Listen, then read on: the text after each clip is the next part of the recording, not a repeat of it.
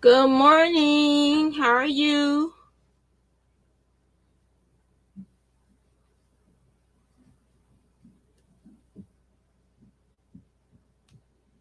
Hey, Miss Glow. How are you?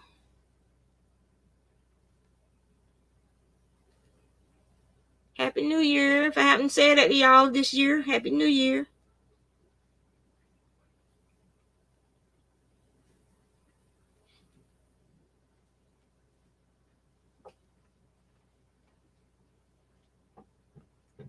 Good morning, Luna. You going to brush your teeth?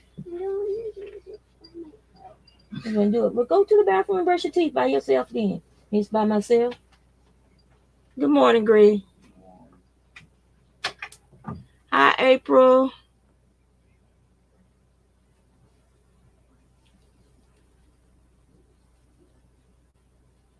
Yep. Every day is a good day when you awake. Oh,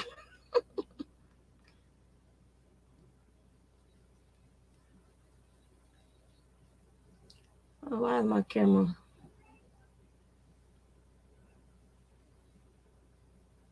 weird?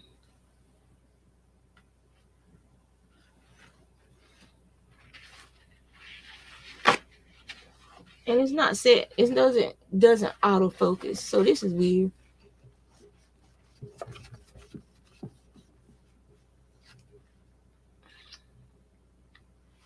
All right, what's going on with you, camera? There we go.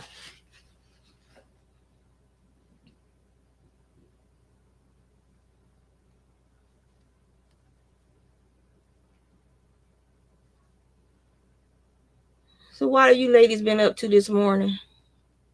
It's 9:30 here, so I did my update video and posting. That's posting, and I figured I'd come on live for a few minutes.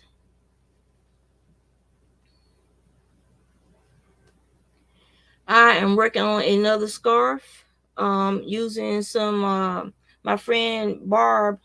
She sent me a bunch of her acrylic yarns and stuff, and she's a knitter. She knits a lot of sweaters. And so I've been looking through that yarn box that she sent me and pulling out the ones that don't have ball bands and stuff like that on them, and just go ahead and get them out the way. Um, Making hats and scarves with it.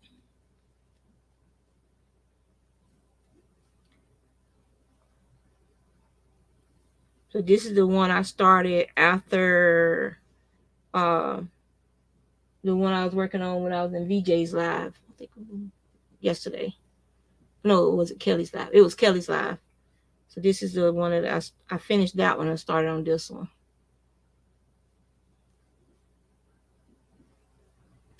Yes, I was reading last night. I didn't play my game last night or anything because I love to read, and I was like, I'm gonna start setting aside a night where I just sit and read.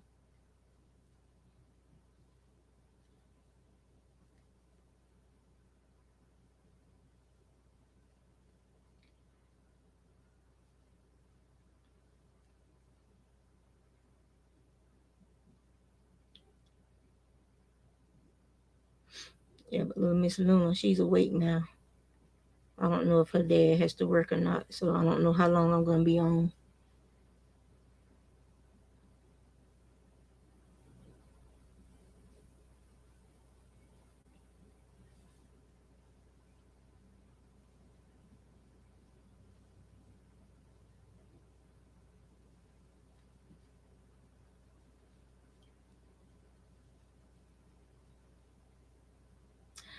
The only books that I buy now that are hardcovers or whatnot are knitting or crochet books.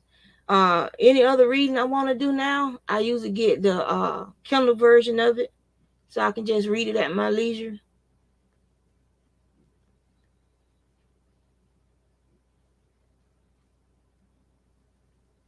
And you're doing a mask too. My coffee's still too hot for me to drink, so it's sitting over here cooling off.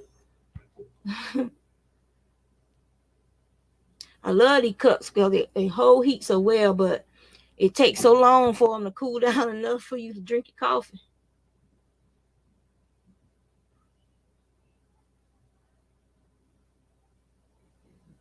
Okay, thank you for coming by.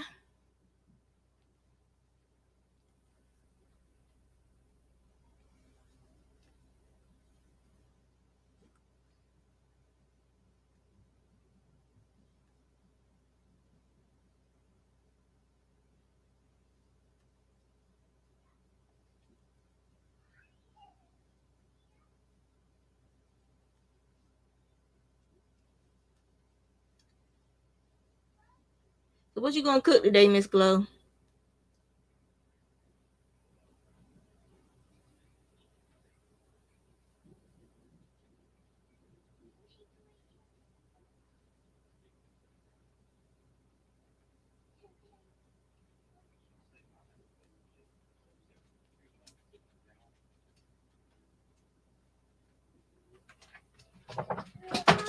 Hey, Kate. Say hi real quick. And hey. I want to do it, Grandpa. Oh, okay. You should have known that. Okay, we'll go eat with your stinking grandpa.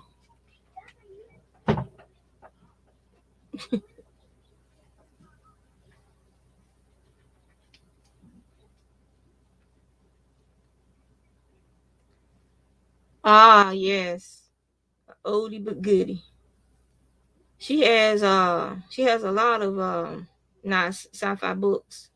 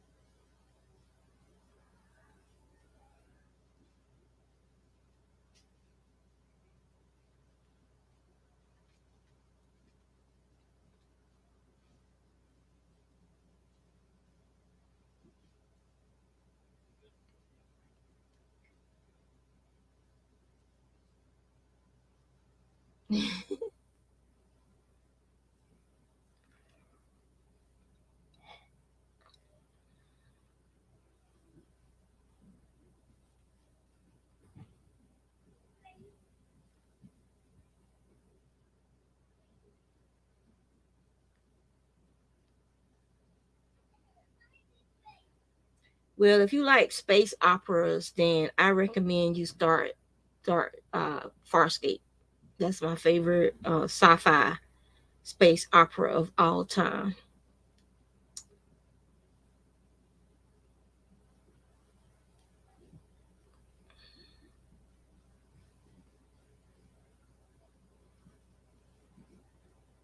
Good morning, Rosie. How are you today?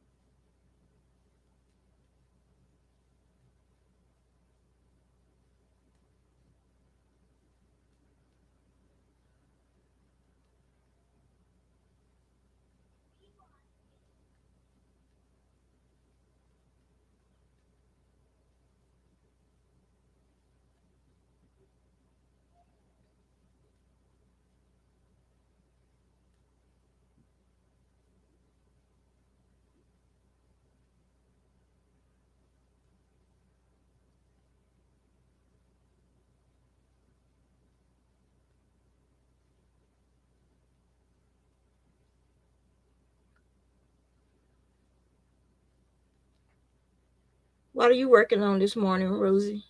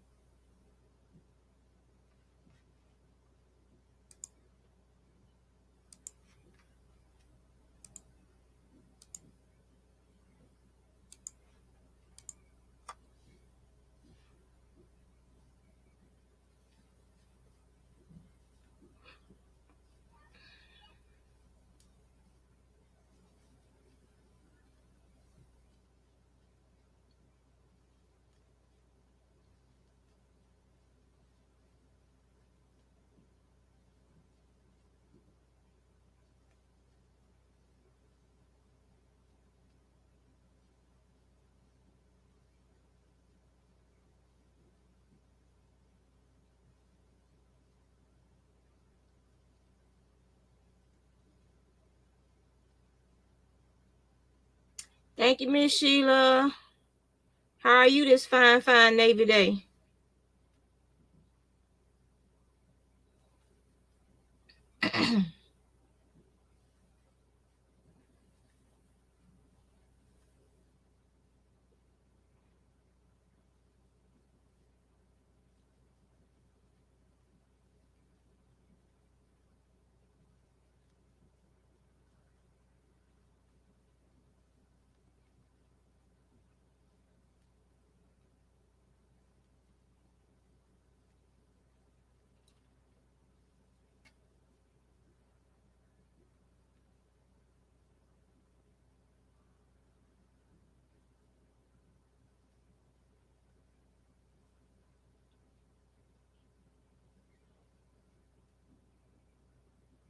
What are you working on today, Rosie?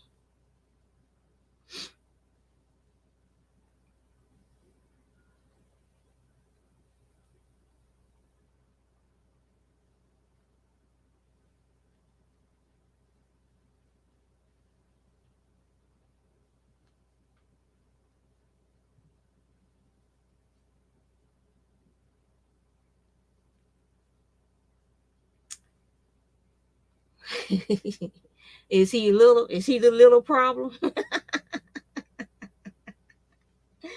How old is he?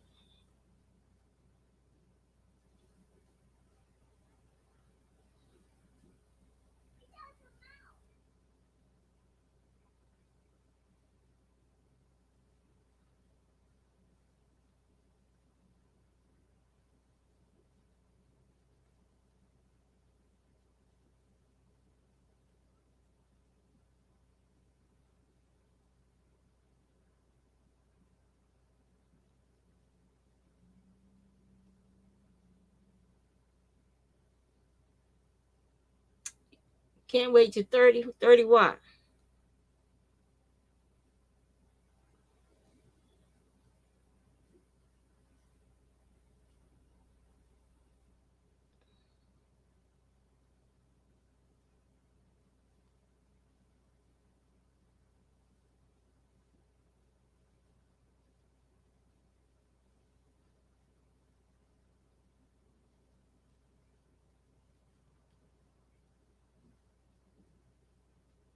Ah, you're gonna be 30 years old. You still counting?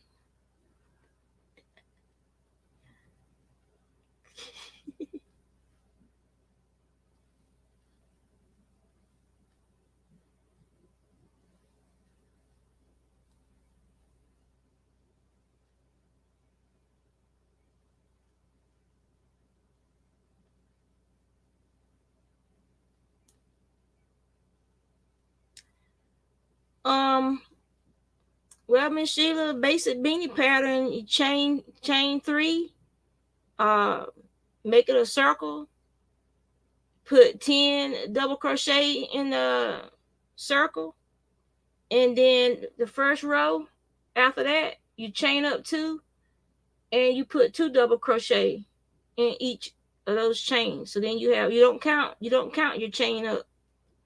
You might have to do 11. So you don't count your chain up. Then you turn it, and then you go back the other direction. You do two double crochet, one double crochet, two double crochet, one double crochet, all the way around. Chain up two, and then you do two double crochet, two single, like two double and one stitch, double crochet, two double and one stitch. That's what I'm talking about.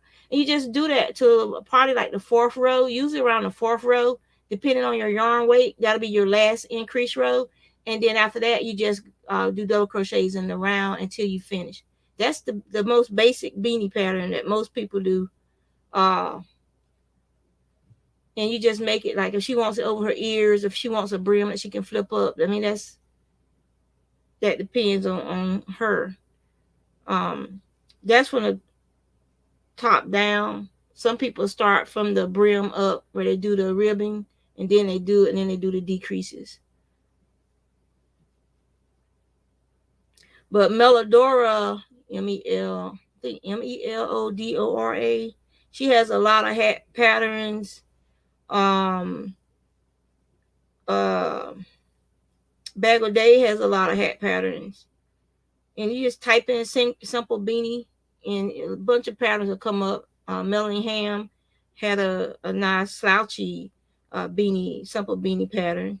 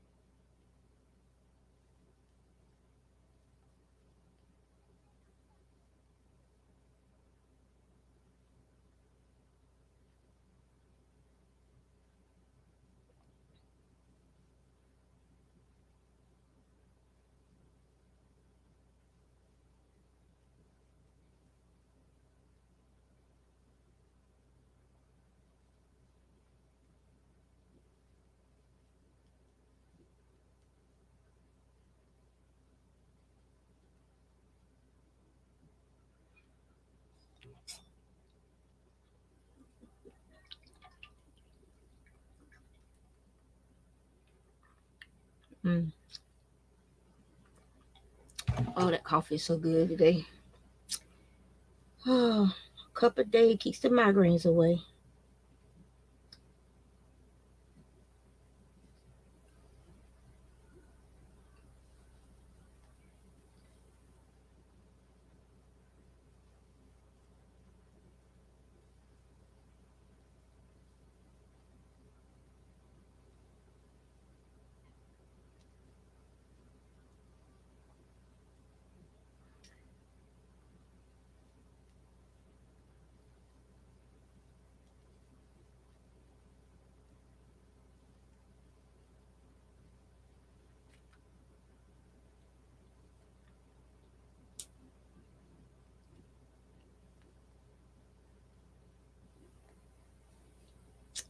Do you have like? Are you just looking like for a basic adult? You don't know what her circumference of her head is.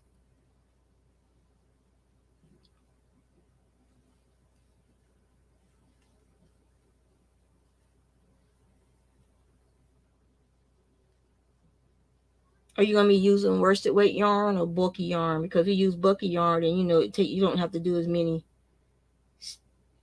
stitches with the bulky yarn.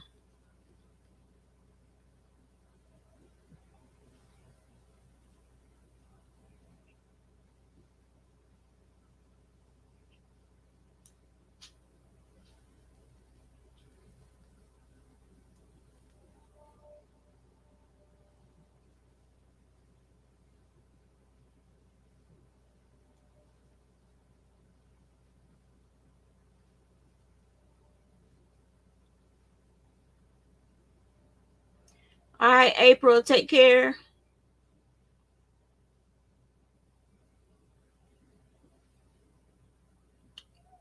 Ah, you doing a temperature blanket? A lot of people don't realize how big a 365-day blanket will be.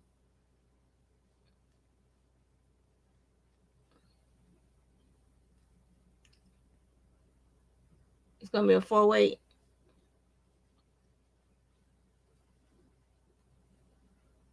Yeah, so you're just looking for a basic adult beanie. Yeah, just type it in basic adult beanie, and I'm pretty sure a bunch of videos will show up on YouTube. Let me see. Yep. Happy Berry Crochet, Bagel Day. She got a easy beginner basic blue beanie on Bagel Day.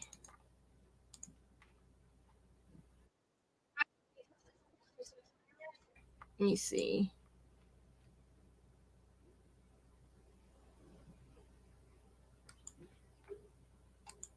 StreamYard.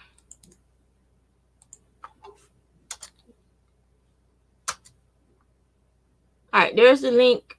There's the link to the Bagel Day basic beanie.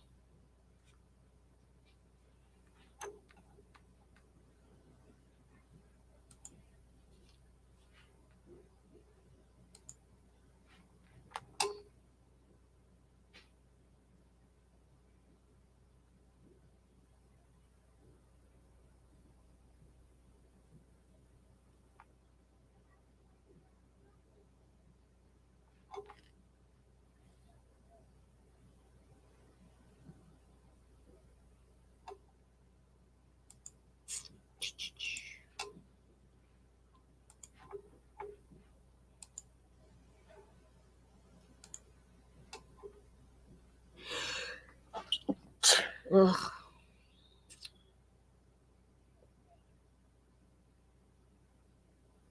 Let me see.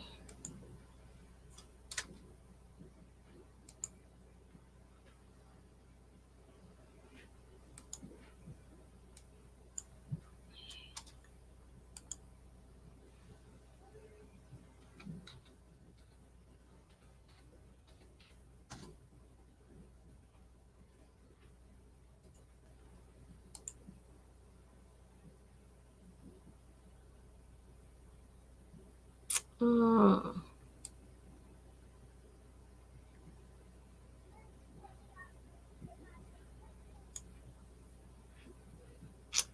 so affordably.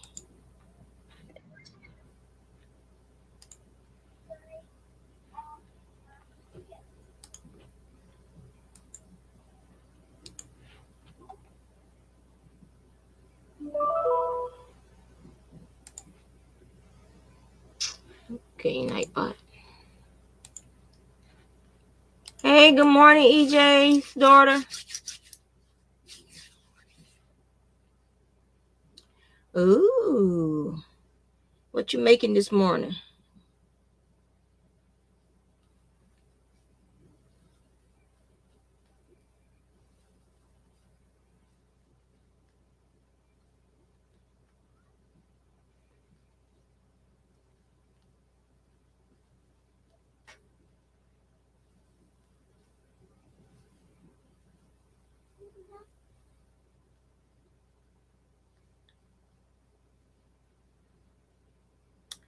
When I was growing up, there was a lady who that my mama was a nurse with, but she sewed on the side.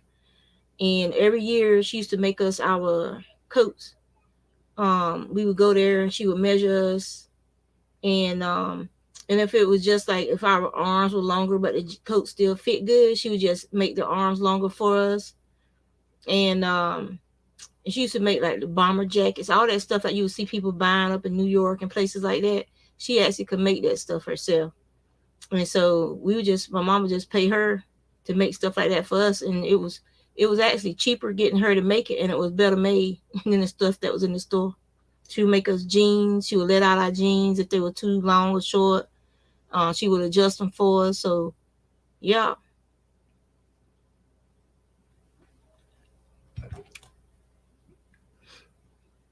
but she was a full-time nurse, but she just, that was her side hustle. She would make curtains and stuff too, all kinds of stuff. And when you're a child, you don't, think about stuff like that. But as an adult, if I was still living down there and stuff, I'd have been over there trying to get me some lessons.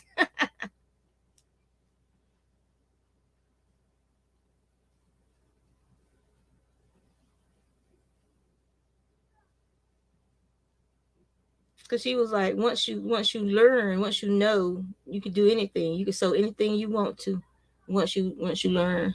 But I don't know. Me and sewing machines, we ain't never really got along that well. I actually used to work at a factory sewing curtains, and I I sewed that. That's why I got that lump. That's not from arthritis. That's from me sewing my finger and it got fit.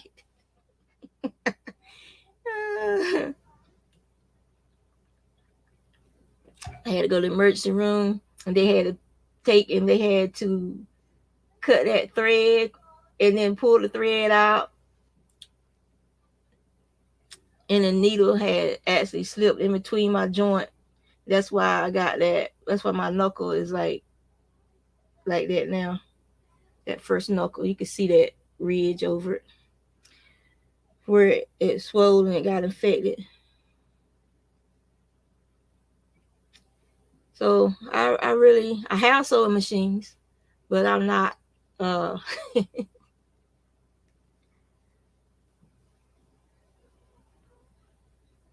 I don't sew.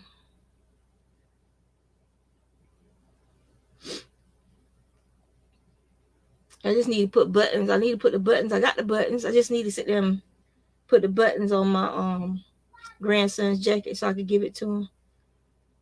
I should probably be doing that instead of working on this scarf, but I only got this much of this yarn left. It's not a lot, so I just want to go ahead because it's at that stage now where if you put that yarn down, it could get tangled up and knotted up, and so while it's still flowing smooth, I need to just go ahead and finish this scarf, and then my next thing today would be to put the buttons on his jacket. And I have to. This was an industrial sewing machine. It's the one where they would it would crimp. You crimp the curtains. It had like the three prong crimp on the curtains at the top. You crimp the curtains, and then you sew around the thing. Crimp it. You like crimp it, sew it, crimp it, sew it, and you had to do so many curtains per hour. And I think like most of those curtains had like maybe 12 crimps on them, and you didn't measure it. You didn't measure it. When you first started, you used your ruler to make sure you're putting the proper spacing between the crimps. But as you got, used to it, you could pretty much just eyeball it.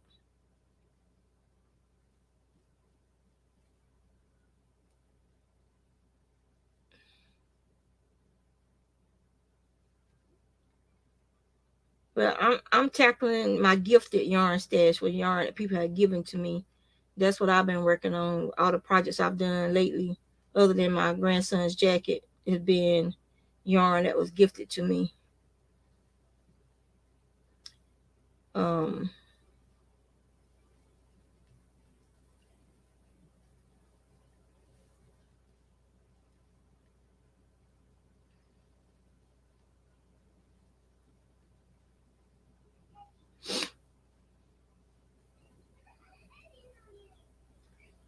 Y'all can hear Luna talking to her grandpa in the background. And then I gotta start. I gotta plow up the yarn on my bobbins and free up my bobbins so I can get ready for spinning this year. Now that she's older, I should be able to get more spinning done. Now that she know not to touch stuff.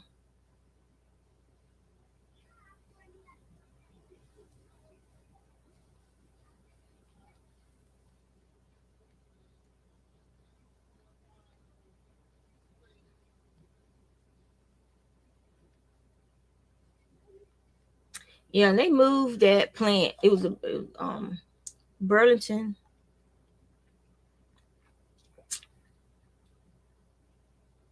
Burlington Sewing Mill, or Burlington something was the name of it. It was in Mount Olive, North Carolina. And they moved that particular. They had plants that made curtains. They had a plant down in South Carolina that made, I think, comforters and pillows and stuff like that. And they took and moved the curtain. The one that I worked for, they closed it down. This was after I had left North Carolina to go to California, and and they closed it down and moved it to Mexico because it was cheaper for them to shut that plant down and move all the equipment and stuff to Mexico and set it up in Mexico than to continue to pay Americans. They could pay the Mexicans for a fraction or more profit for them. They could pay the Mexicans for a fraction of what they were paying us.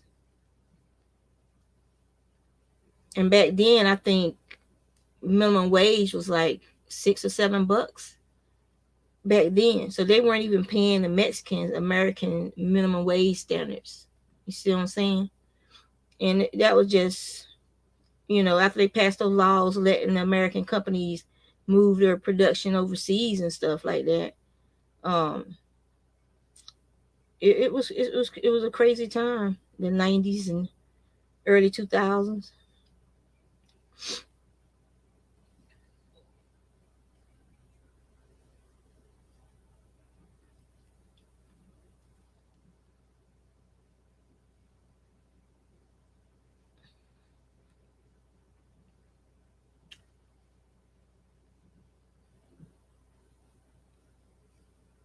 Yep.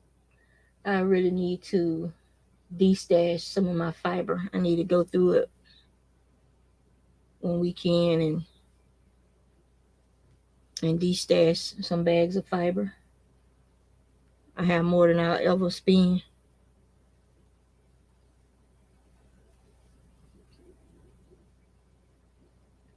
I have my very first fleece that I bought downstairs in one of the totes. I had two totes out in the garage, and I bought them in because I inspect my fiber once a year to make sure ain't nothing got in it and messing with it, eating it, ruining it, nesting in it. But even though you have your totes and you got lids and stuff on them, um, you never know if something has, like if a crack has formed in it from being outside, getting hot and cold, stuff is stacked on top of it. So you want to just make sure that you eyeball your fiber. Just like behind me, like I moved that from this wall in front of me to the wall behind me, just to so it's not the same yarn in the cubicles all the time, getting the same. So your sunlight's not getting on it and fading your yarn. You moving your yarn around. You eyeballing your yarn. You checking your stash, making sure that no moth has got in and stuff like that. And here in Virginia, they have what they call carpet beetles. They're weird little fuzzy little bugs.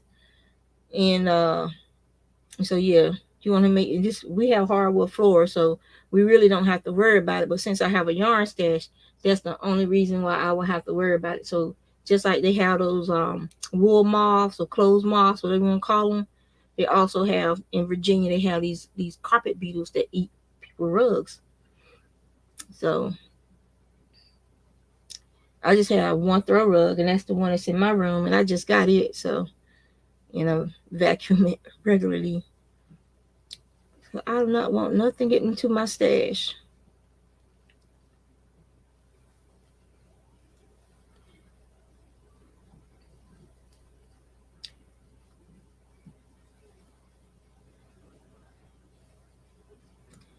But oh, this coffee is good. Now when you make your coffee and it's just like perfect, so you drink it slow because you don't want to drink it real fast.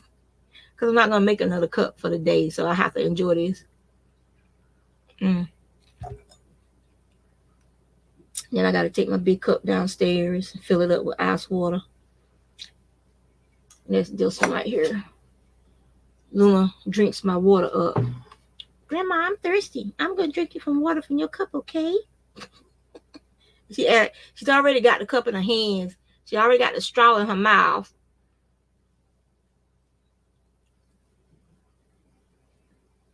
Ah.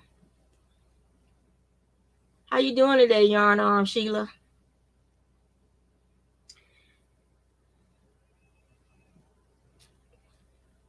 But I don't know if y'all were with me when I was telling y'all about that pattern where it's like it was a beginning knitter's pattern, but it makes you look it looks like a little sweater and like a little vest. And like if you did two of them, you could sew them up on the side and you could have like a little vest.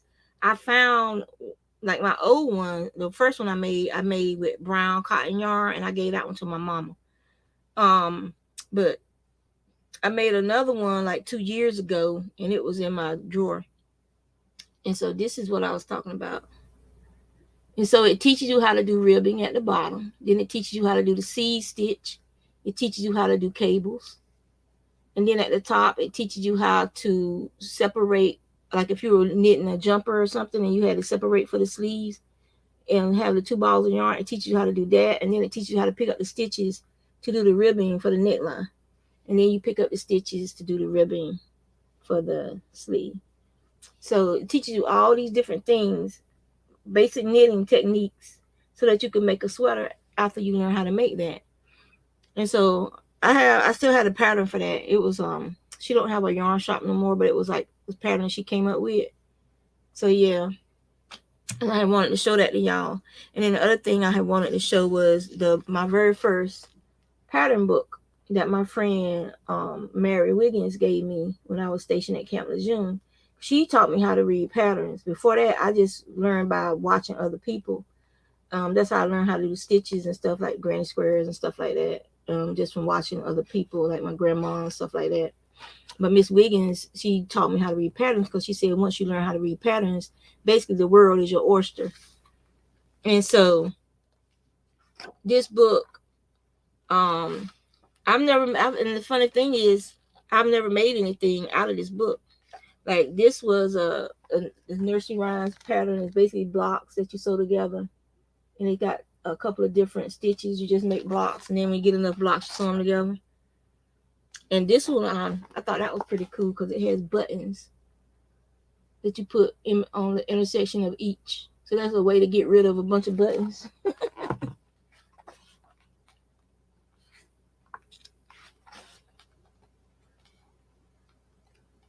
And then it has some that you do single crochet and then you cross stitch on them. So it's teaching you different techniques to use. The one that I always wanted to make but never did. Let me see if I can find it for you.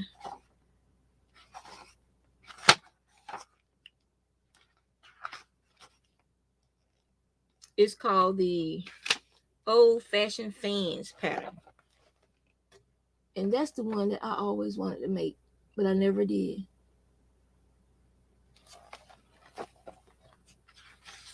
I mean, it's the page is still marked. But she gave me this book back in 1994, 94, 95, somewhere around there, because I got out in 96. So that's when she gave me this book. And well, Classic Elite Yarns is still in business. DMC Corporation is still in business. Plymouth Yarn is still in business. Some of these other yarn companies, I think Brunswick Yarns is still in business. I'm not sure though. I've never heard of this Penguin yarn. I've never heard of Reynolds yarn, but I've heard it's a division of JCA Coats, so it's probably still in business or it's been renamed or completely absorbed by JC Coats. So who knows?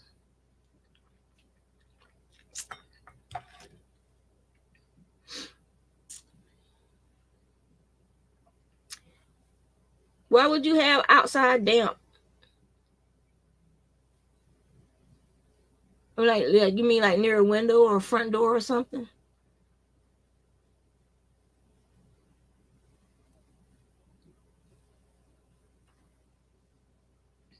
It sounds like you're talking about like you're from Great Britain or somewhere. I watched all those shows and they're always talking about the outside damp. And like when you watch those shows that have like the people living in the, what do they call them, council houses and stuff, and some of the houses are real run down. They got mold on the walls and stuff like that. And I'm like, they were being shut down by the health department here in the U.S. I can't believe people were living in those houses like that, especially children. That black mold is dangerous. Oh, you live in Ireland. Do you do videos? Do I have you on follow? Type purple and post your link. See, I want to go over there so I can visit part of my 26%. Like 20% is Scottish, but I got like some Welsh Irish as well.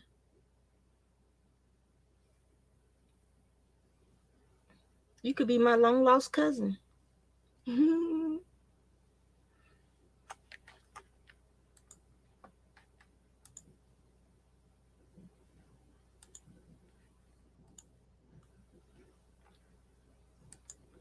Right, let me go and subscribe to you. I could have swore I was subscribed to you, but I gotta check my subscriptions again because when YouTube was doing all those changes last week, they were screwing stuff up left and right. So I wouldn't be surprised if I've been unsubscribed from people again. And it's usually when I'll be like, well, I haven't seen so and so post a video in a while, and then I'll go to their channel and they've been posting videos almost every day. You need to do some videos. Do you garden or farm at your cottage?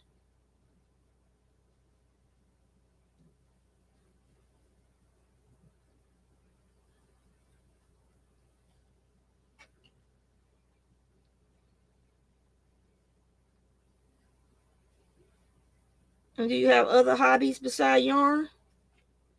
Now, most of us do.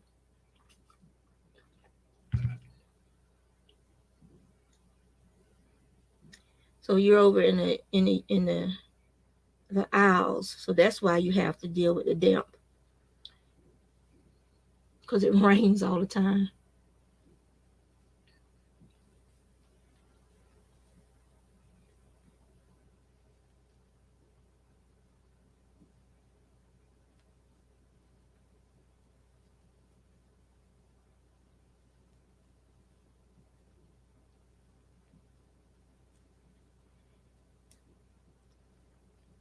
And EJ's gonna be sewing, so she ain't gonna be able to type.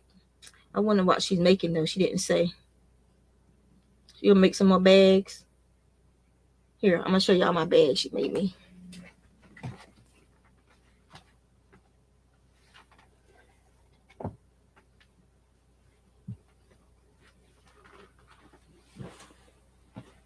So this is my bag from EJ.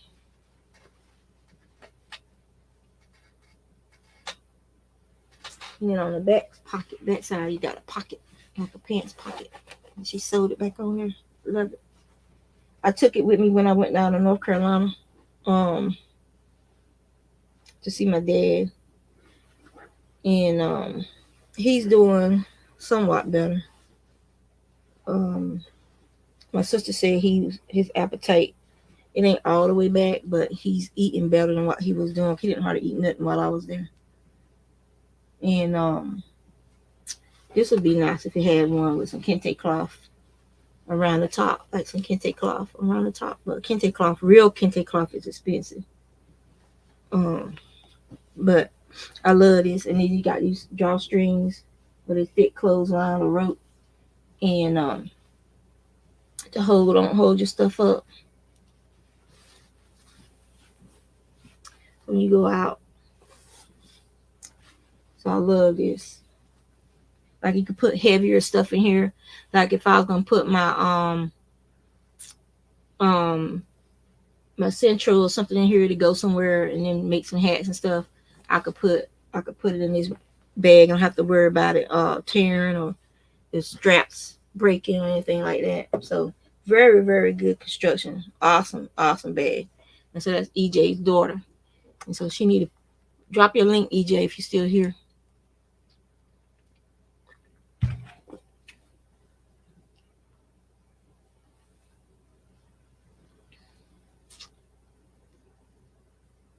Oh.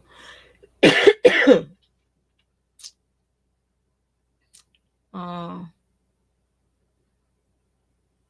See, because what we used to do is if we had an area where the water was sitting at, we would just take the shovel or hoe and go out there and dig a little trench so it would drain down to a lower elevation or to drain it so it would drain to a bigger ditch or something like that.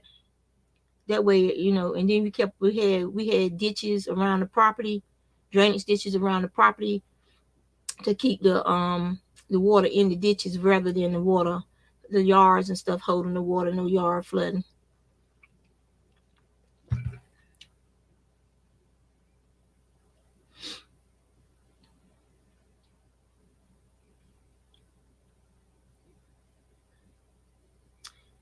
I mean, we had lots of mosquitoes in North Carolina too when I was growing up, but I rather think you really do with mosquitoes than deal with your yard flooding and stuff.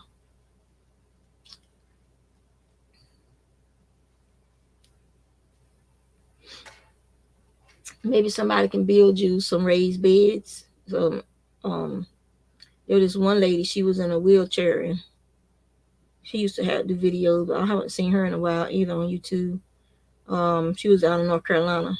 She had been in a real bad car accident, but her husband he built her some tables, some low tables, um, and she used to garden in those.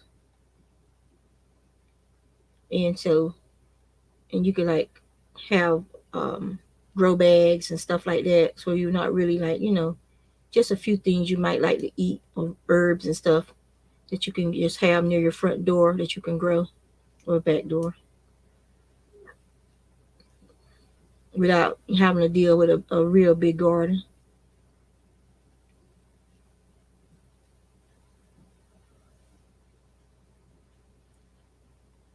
Uh, French drains. That's what your dad did. That's what they call that when they put the pipes down up under there to drain the water.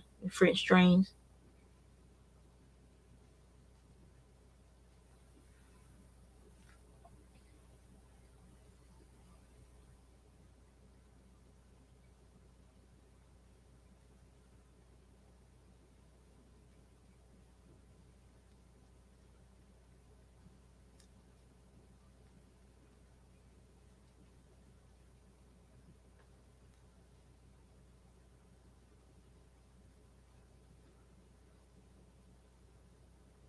Your husband isn't that DIY.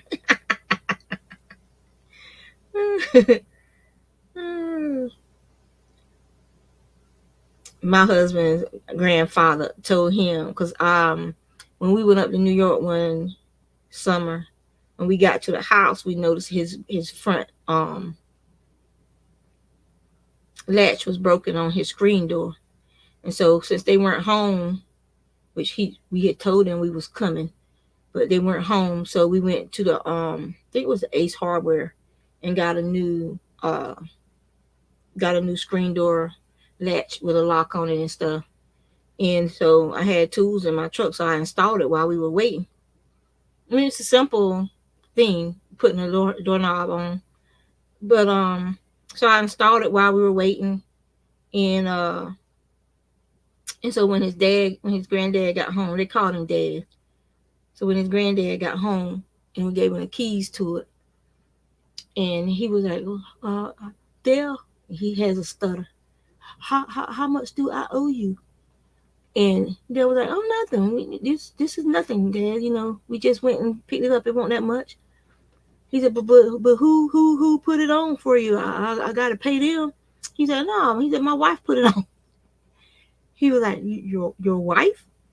Because he didn't know my name. And I mean, I've been going up there to his house now. When this happened, probably almost 15 years, if not longer than that. That's how long me and my husband, we had already been together like 15 years. We had been married we got married in 1997. No, 96. We got married in 96. And no, we didn't. We got married in 97. We got married in 90. No, was it? I don't know. We got married. He'll know though. He'll be like, woman, I think watch this. I'll ask him. Dale, what year did we get married? 97. So we got married in November of 97. But we have been together since uh 93, I think. We've been together since 93. And so yeah, his grandfather goes, oh, she's real handy. So whenever we go up there to his mom lives in their house now, in his grandparents' house now, because they both since passed. But whenever we go up there, we always, as soon as we see that screen door, we always like look at each other and laugh. And then he picks on me and goes, she's real handy. But yeah, but that was a good memory. That's a good memory from going up there. Because his granddad was one of them mean old crotchety men. The kids couldn't run, they couldn't play. He was always hollering at them, tell them kids to sit down. Because he was that old school where a child should be seen and not heard. So that was his him. But that he was still like, he was pretty quiet man. So but yeah. All the tools in the garage and stuff belong to me. But I've been teaching my husband how to use them. Because with my knees I can't go up ladders and stuff like I used to be able to do. So he's having to do stuff now that I would normally have been doing. But I can still use my tiller. I can still use my everything else in garden. So, and I do the low hanging fruit while he does the tall person stuff.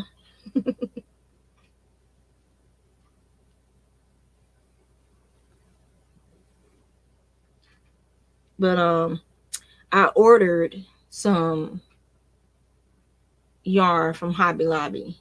I ordered some of that the sparkly grape yarn, purple yarn with the sparkles on it.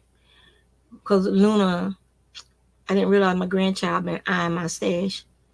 When I asked her what color did she want for her jacket, because I was gonna make her one like Dre's, and she said that she wanted sparkly purple yarn over there, Grandma. I said, what sparkly purple yarn over there? I wasn't even thinking. She goes over here to my stash and she grabs this yarn right here and she pulls it out and she says, I don't know if you can see, you'll probably see a little bit of the shine in it. But it has Stellina in it. And this is some of my precious stash. This is some of the yarn I got from my friend Jana before they closed their fiber mill. And so this is gonna be probably when Luna gets older. I got enough to make her something nice with it. But I was like, oh no, ma'am, I will not be using that to make that little coat for you. I said, so you want purple sparkly yarn? I'm gonna have to buy you some purple sparkly yarn and make that with. And so I had to order her some purple sparkly yarn from Hobby Lobby. So we're waiting for that to be delivered so I can start her jacket like her cousin's jacket back there. So my little brat been eyeing my yarn stash, which is a good thing. So I'm hoping by the time she's 5 that she's coordinated enough that I can start teaching her how to crochet and knit. And then I will have someone who can inherit my yarn stash.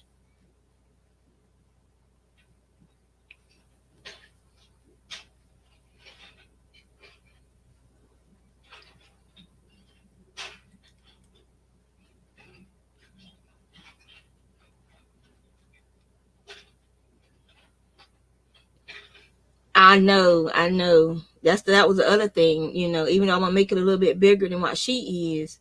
Um,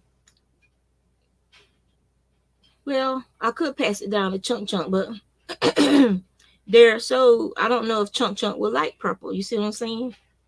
So so if I knit it, and I would knit and like that yarn I would use for knitting. I wouldn't use it for crochet. And so I want it to be something that if they grow out of it, then we can pack it away and then they can use it perhaps for their children in their lives when their children get older. And then if they take care of it, then they can pack it away and then, it'd be like a family kind of heirloom kind of thing. Because, a lot of time and effort goes into knitting that project, even crocheting the project, even though I crochet fast. If, you're doing a little jacket or something, then that's a garment. That takes a little bit more time than a scarf or a hat, depending on what type of hat you're doing. If you're using complicated stitches, that's a different story. But for something like the little jacket behind me, let me see, that little jacket behind me, that's just a simple double crochet. One row is double crochet, and you go through the top loop, the back, the back stitch, and then when you go back, you do a single row of single crochet through the back loop, and that's how it gets this ridge look. You got a row of double crochet, a row of single crochet, but they're all the top stitch goes through the back loop, and it's a very simple pattern, but it makes an attractive garment, and it was fast, it was easy for me anyway. It was fast and easy. Some people might say, well, no, that's kind of hard for me because, but each to their own. Um, but I don't want to. If I knitted her a jacket like that, it would take me probably a week or two to knit a jacket like that, and I wouldn't want that, ruined. They're always snagging their coats on stuff and things like that. So that it's easy. That would be easy for me to fix too, to unravel that section and then recrochet it. Whereas if it was knitted, I gotta sit there and I gotta pull back a lot of that. It's not like crocheting where you can just pull it, and I got to pick up stitches to redo that section, or I got to use a darning egg or something to redo that section, like weaving that section back, you know.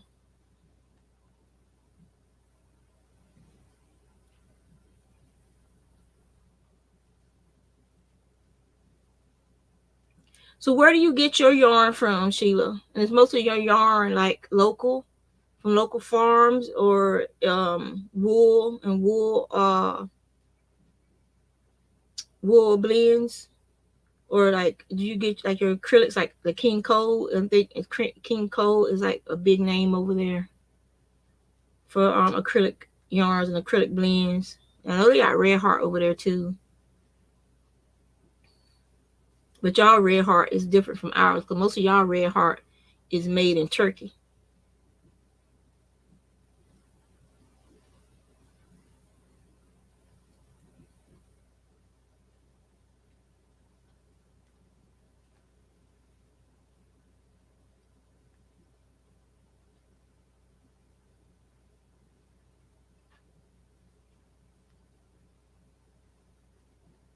The good acrylic.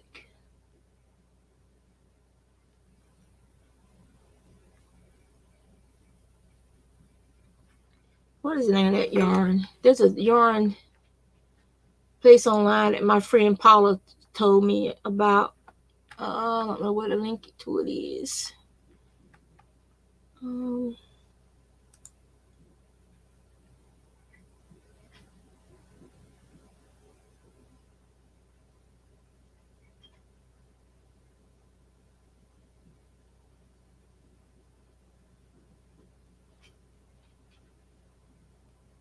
hmm.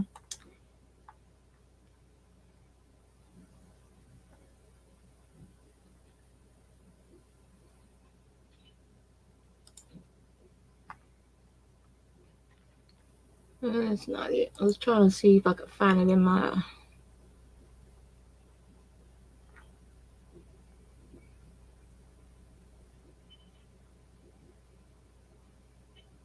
Hmm. I don't see the link to it.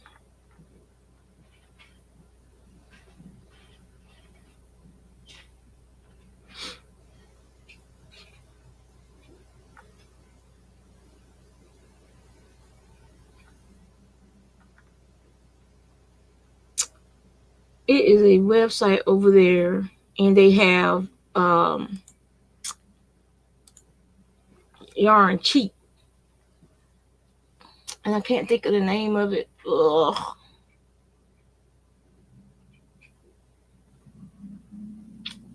Mm.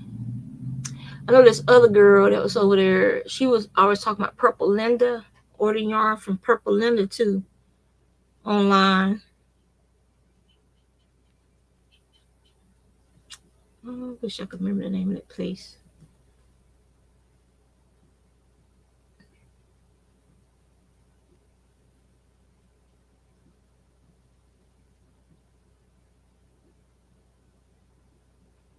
Probably if I type UK yarn online, it would probably show up.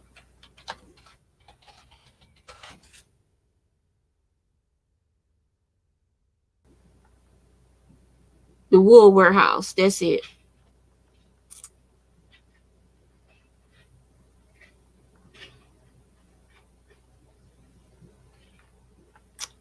The Wool Warehouse.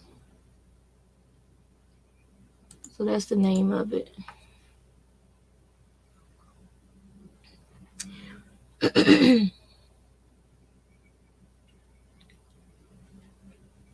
Ah, I only used ice yarn once.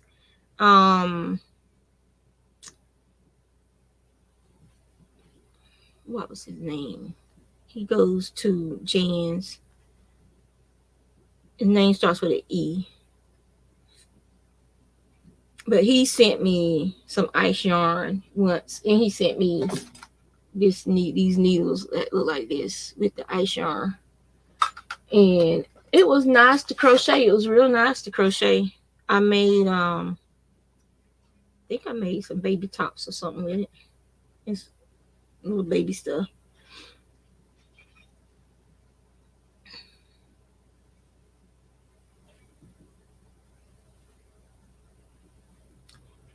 Oh, even though y'all are part of, y'all have to pay duty taxes, or have y'all become your own nation again? I don't remember. I know something went down.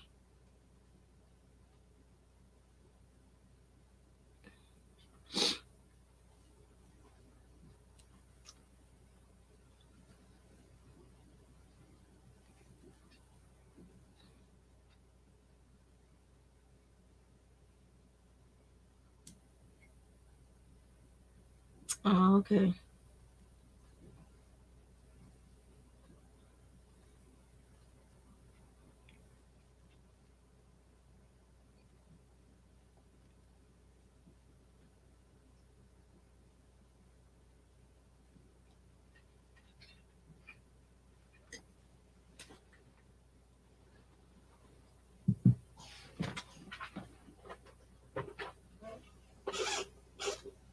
I'll turn my heater on. It's getting chilly.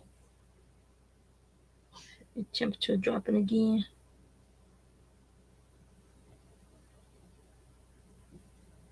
The temperature's been up and down on the East Coast. Like I think it was like in the 60s yesterday, and now I feel like the temperature's dropping since I got up this morning.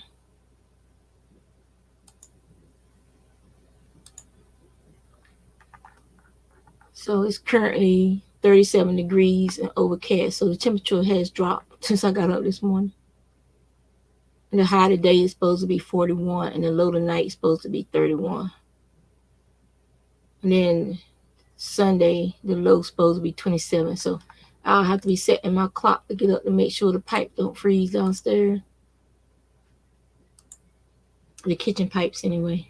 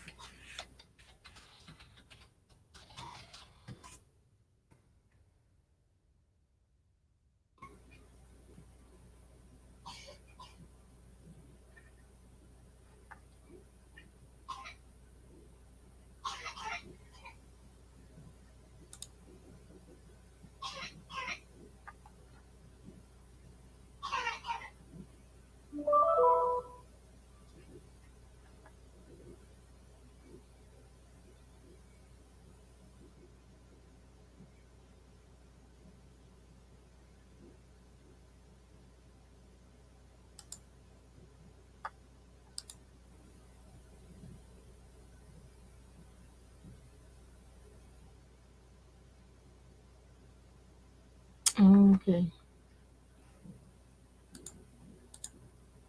Oops.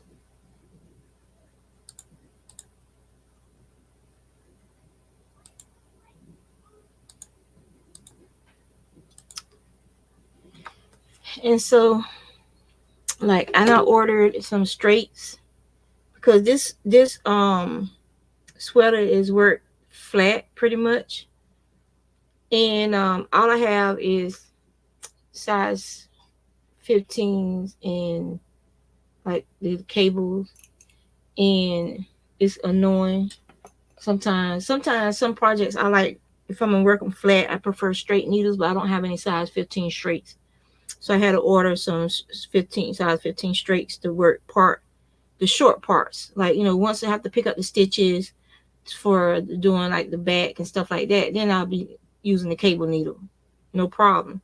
But for doing like this little short part, having to go back and forth, and then you got the cables coiling, like probably need to like sit that cord in some hot water to just straighten it out some, so it doesn't coil up on me like that.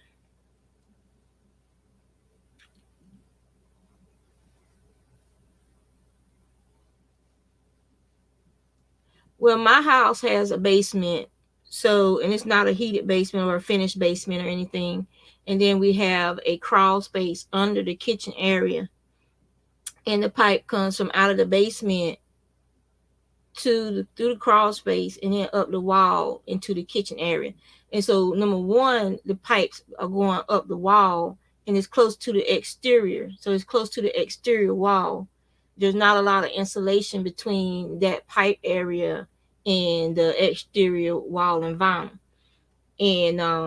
And you got that open air area. So we took and we got the pipe insulation to put on the pipes, but it's still, the temperature was getting so cold that even that added insulation wasn't enough.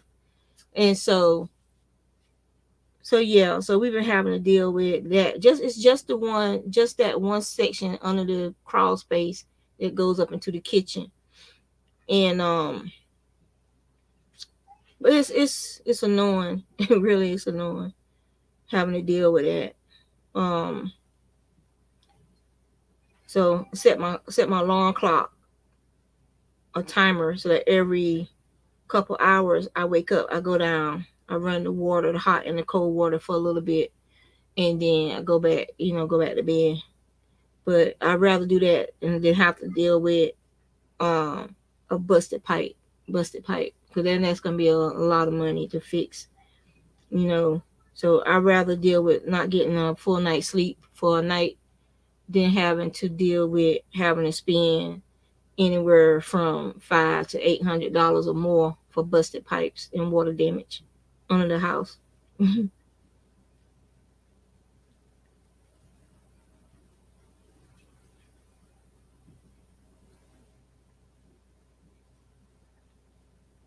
Hello, all my lurkers. How are you? What are you guys doing today?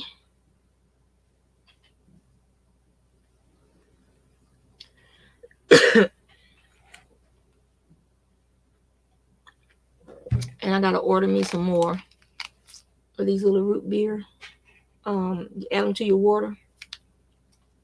Luna loves them. I love them too, because you're not dealing with the carbonation and you're not dealing with all the sugar and stuff like you would have in a regular soda.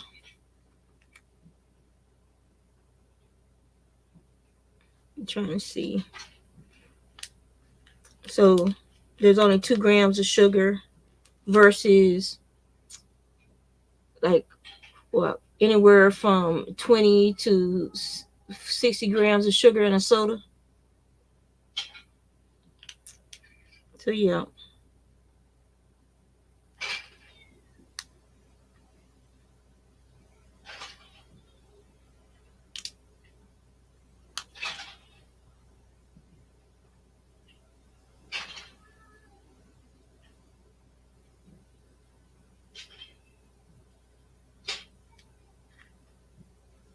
So yeah, just add to water and it tastes pretty good.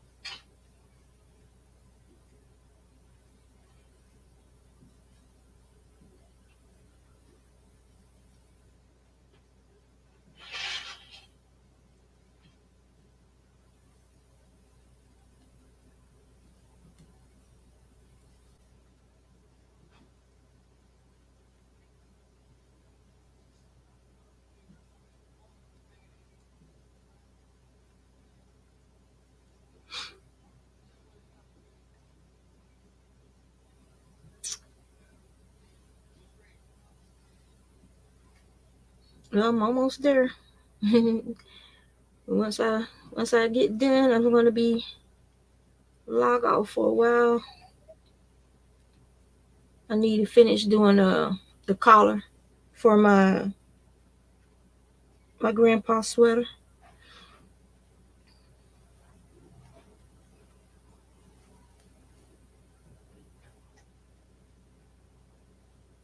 In February, on February the 13th, we start back doing hybrid schedule at work.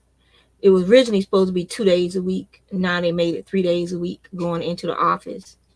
But I reckon the plantation mentality of most corporate places where they want to see you at your desk at work when you are more productive and doing better work from home in the comfort of your house.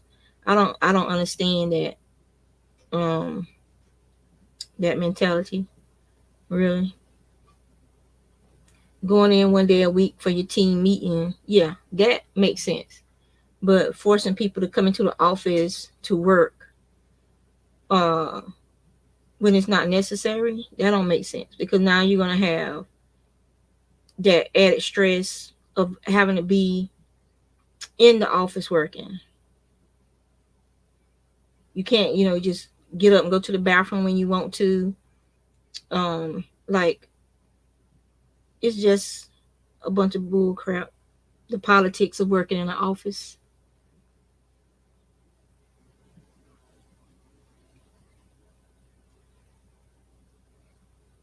Because all I do is when I work there, I'll go in, I'll do my work, I'll go to my breaks, go to my lunch break, go in, finish up, and then I go home. And always take a project with me so I can be knitting or crocheting, or sometimes I take my sketchbook and I just sit there and doodle. If I don't feel like knitting or crochet, I always have something I could work on. And then dealing with the traffic of getting there and getting home. Whereas I can take the train to work now. The stop is right outside our job. But it's still like when the weather is bad, so you gotta stand out there waiting for the train under a little shelter, being cold and whatnot, until you can get on the train. And then walking home from the train station to the house, that's like a little under half a mile, I think. It ain't that much of a walk. I mean, I love walking, so that won't be the problem. The problem is having to deal with people in your neighborhood on that walk home. So, so my husband will probably be picking me up from the train station.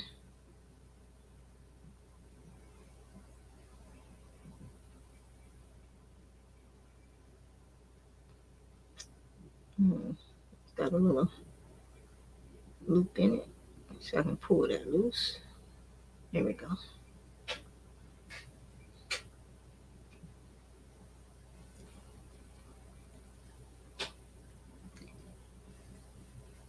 Well, they say hindsight is 2020. If I knew the things I know now back then when I was young and dumb, I would probably be ready to retire by now. Probably able to retire by now.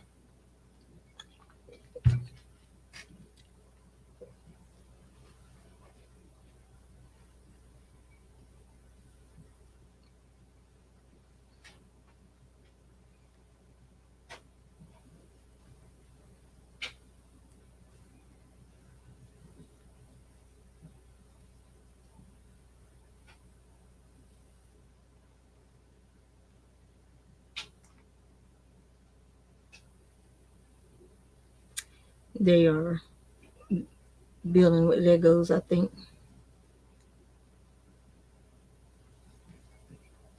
Luna and her grandpa. Grandpa, play with me.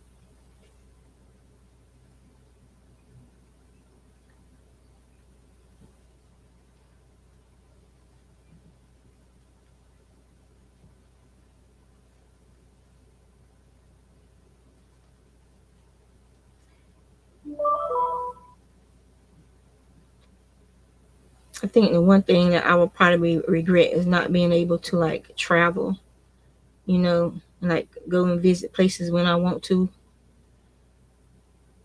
like the heritage thing, like going to Scotland, going to Ireland, going to Wales.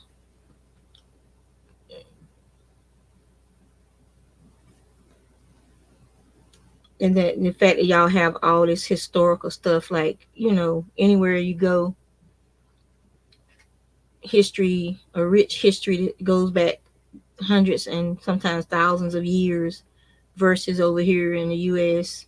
I mean, we have scenic areas, but where I live at, it's just the coast. Like, to me, some people who don't live by the coast, you know, to them that would be exciting.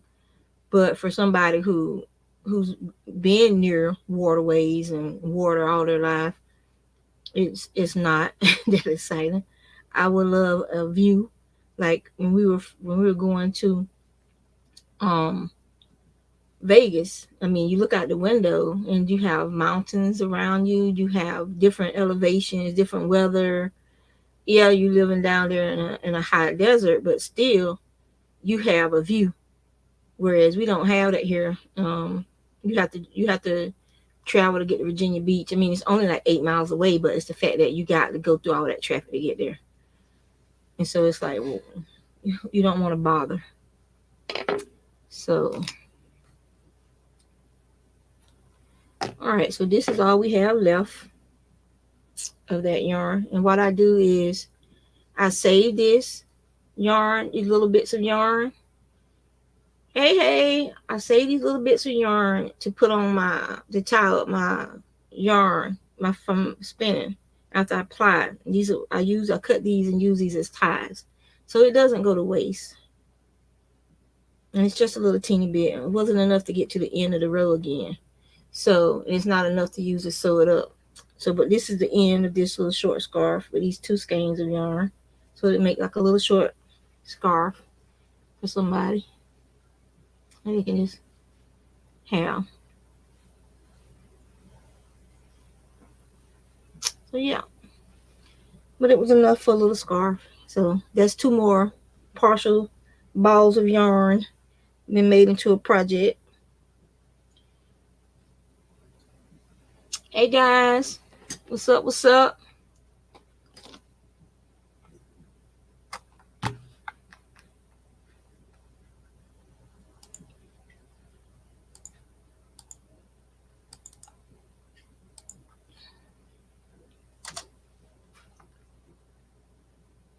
There you go, Kelly.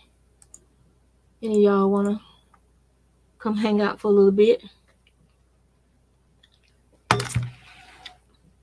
Type lavender to share out your channel. No, not lavender. Type purple. Type purple. Lavender is Dreenie's word.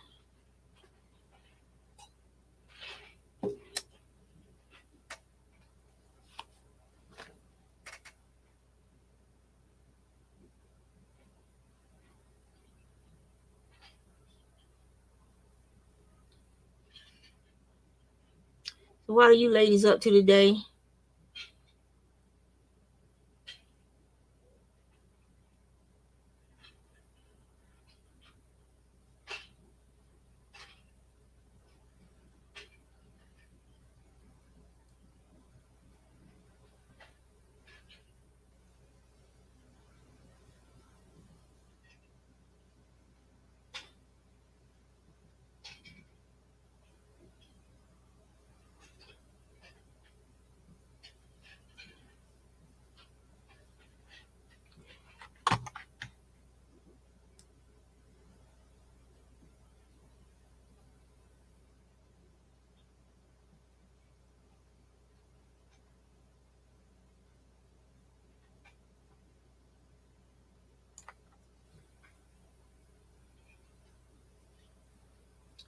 And Rose is babysitting today. She got her hands full.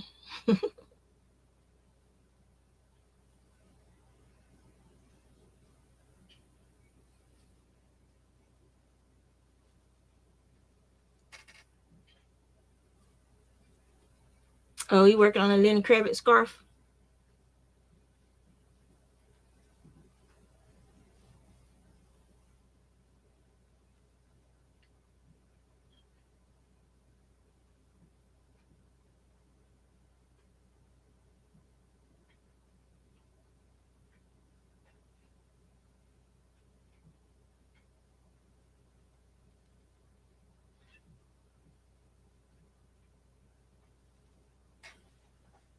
Well, I just finished another of the bush stitch scarves, and now I'm using some of the yarn, partial yarn balls that my friend Barb sent me, and making another hat with that yarn. So that'll be another project done. So I'm trying to use up all the partial yarn so that I can then figure out a project to use with the full skeins. Like some of the yarn was acrylic, some of it had like 20% wool. A couple of them are 100% wool. Some of it was cotton, so those are going to be dishcloths.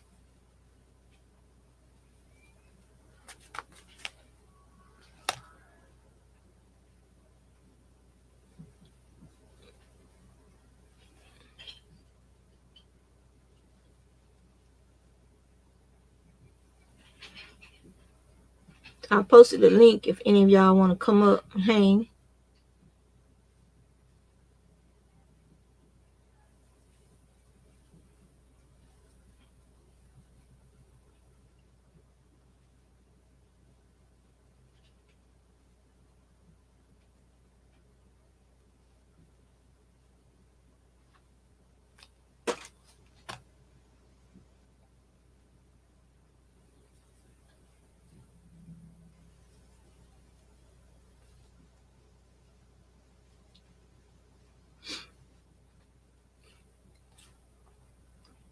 I need to find that copper colored yarn. It's like deep stash. I bought it from this yarn store that's no longer in business here in Virginia. It used to be up by Yorktown. And my daughter had picked it out for me to make something for her with it. But she never told me what she wanted me to make. And so I have 2 skeins of that yarn. And so I need to make something with that for her. Because it's deep stash. I can get rid of that. So that needs to be put on my list of things to do this year.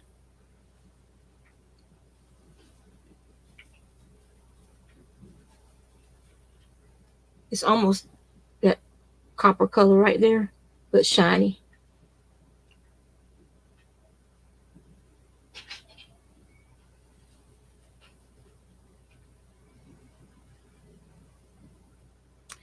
I want to find that picture. If I could find that picture I was talking about yesterday of the guy wearing that big scarf, that would be pretty cool.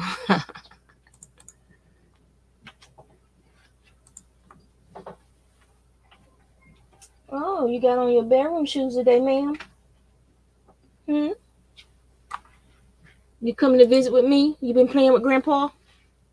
Grandpa's laying down. Grandpa's laying down? It's because he's off today. He's enjoying his day in.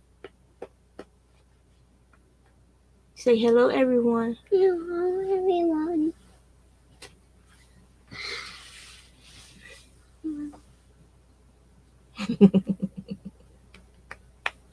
This is my Luna. What's your whole name? Luna, L-U-N-A. L-U-N-A. You were playing with your toys, but Grandpa laying down now? Is he sleepy? How come you didn't take a nap with him? No naps. You slept wild. Your hair, I don't know what color it wants to be. I ate all my candy from there. Yeah, you ate all your candy from there. EJ said, hi, Luna. Say hi, Miss EJ. Hi there, EJ. And say hi, Miss Kelly. Hi, Miss Howie. Hi, Miss Sheila. Hi, Miss Sheila. Say hi, Miss Rosie. Hi, Miss Rosie. Okay, put your hand down.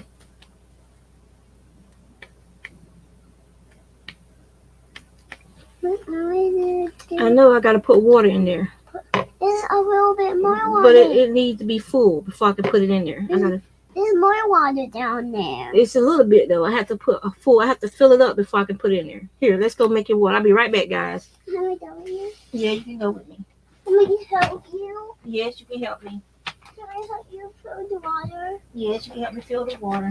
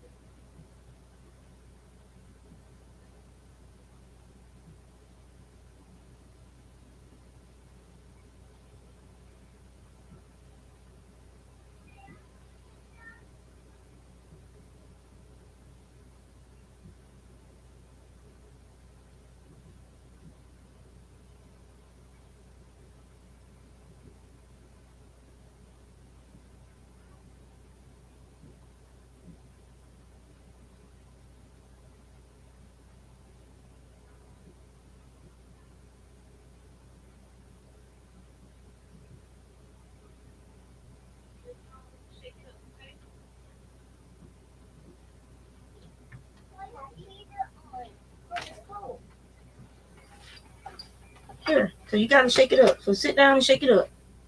Let me move this. You sit down in your spot and then shake it up, okay? Good girl. You gotta keep shaking it up until there ain't no more chunks in it, okay? All right, I'm back. I'm back. So she's shaking up the water. Shake, shake, shake. Shake the devil off. Oh, let me stop in there. Mama, Hmm. there's no more in there. Let me see the bottom. Let me see it. No more chunks in there. Yes, there is still chunks in the bottom. Look at the bottom. See the bottom? It ain't supposed to look like that. See the chunks? It's sticking to the bottom of the bottle. At a Yeah. chunk. Yeah, so you gotta keep shaking. Okay. Okay? No more chunks. Yep. You gotta shake it. You can't have chunks in there when you drink it. That's gross. That would be empty in my mouth. Yes. You wanna sing to it? Say, you're my honey pie. You know the song?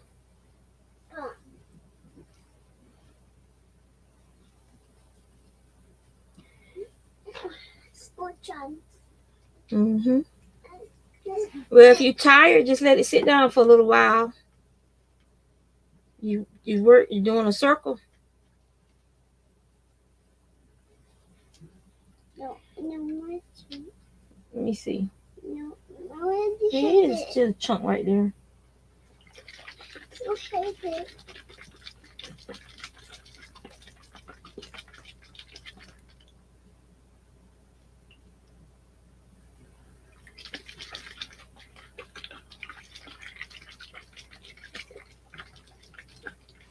Where's your cup at? Hmm? It's on your table. Your cup is not on my table. I see a red. That's a little cup. I'm talking about your big red cup. I'm getting the big red cup.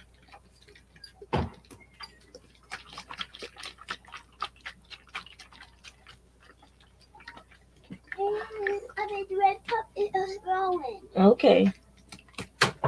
And it had, and boy made me a magic drink. Boy made you a magic drink. He made you your magic tea. Your peach tea. A magic drink. Okay. All right. You drink that and be still. You won't spill it. Little bad girl.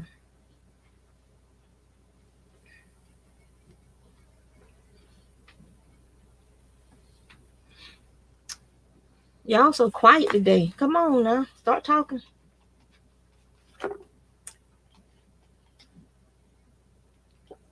You don't. There we go. You gonna drink it all and you're not gonna have any. I'm not gonna give you mine. So drink it slow. Slow down, ma'am.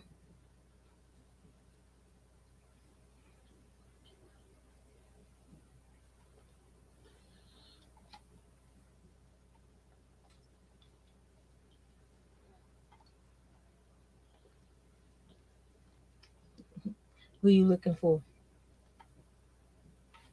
You looking for Sunita and Dreeny? I want to take Sonia and my. Sandrine. I want to. You want Sunita and your Sandrine? I want to see them. You want to see them? Mm-hmm.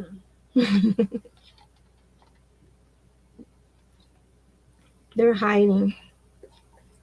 Are they hiding? Hmm? Why are they hiding? Because they're bad girls.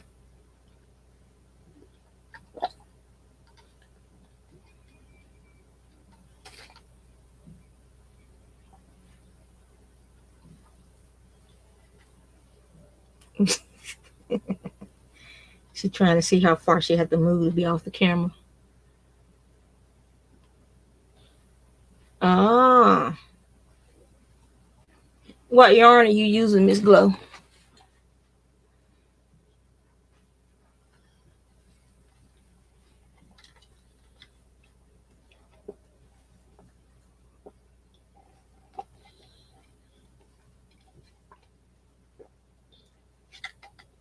You about to not be having none. It's about to be gone. Then what you gonna do? All gone. Then you have to drink regular water. I don't want it anymore. You gonna say this? Okay.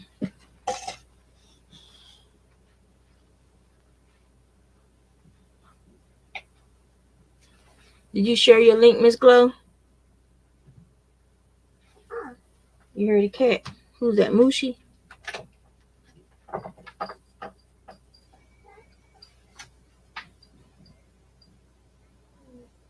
wasn't no hat. There's no hat out there. There's no cat out there. Mm-hmm. Yeah, because they know that you up, Elmira. So they running for the hills. Yeah, the hills make you walk. The hills make you stand up. The hills make you stand up. Huh? The hills make you stand up. Make you stand up. The hills. A hill? Mm-hmm. Where is a hill at? You got something in your shoe? Nothing. Nothing? My heel eats these. Oh, the heel of your foot helps you stand up. Mm-hmm. Mm-hmm. Okay. You put this back on. You gonna put it back on?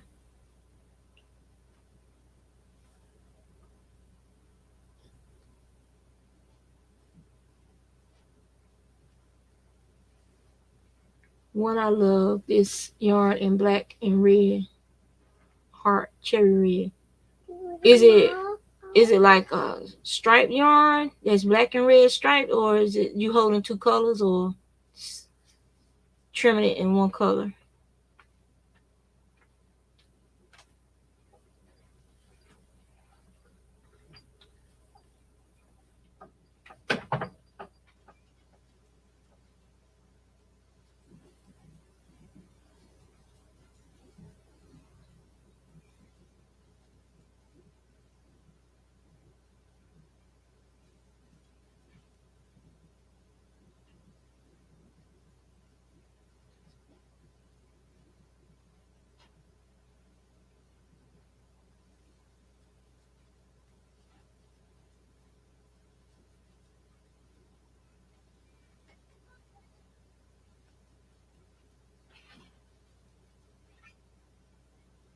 Hmm.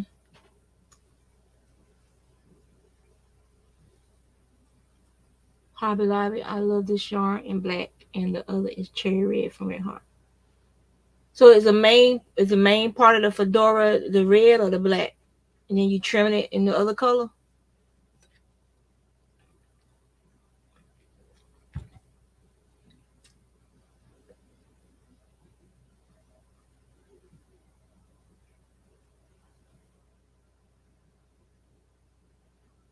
Or like you doing the top part in the red and then the brim in the black, or opposite?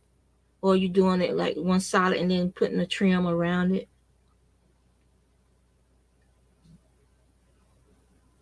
I think that'd be pretty cool to have the top part in the red and then the brim that you flip up in the black, or vice versa. That would look good.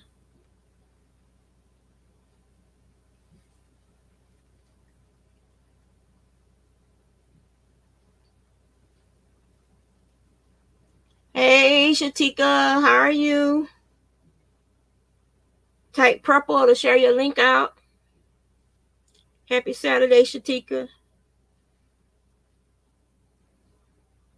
Everybody's working on stuff, so they kind of quiet today.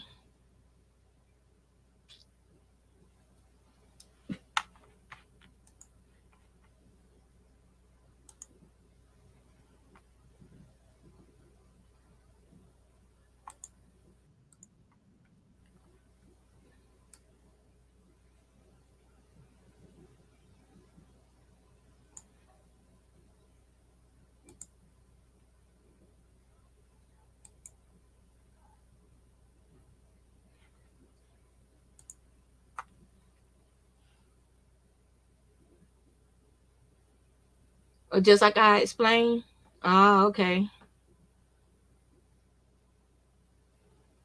Oh, with the brims being a different color. That would be so cool though.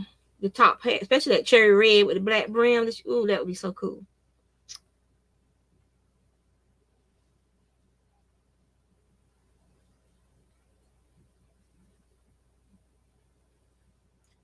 I remember when I was growing up back in the 70s, them fedora hats, they were popular with the disco crowd. They had the sparkly fedoras. You should do some with the sparkle yarn. Do some with the sparkle yarn too. I seem to remember LC had a white. He was my aunt's partner, as they say over in the UK and places. Her significant other. They were never married, but they had been together so long they might as well have been common law. But I remember he had a sparkly fedora.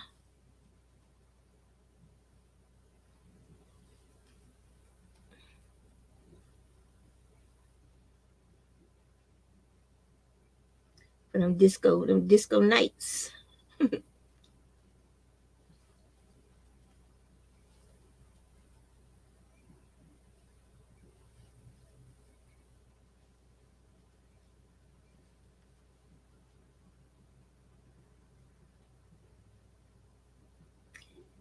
And he had one of those the Mexican hats with the little balls hanging from it. He had one of those too that he had got from like Tijuana or somewhere.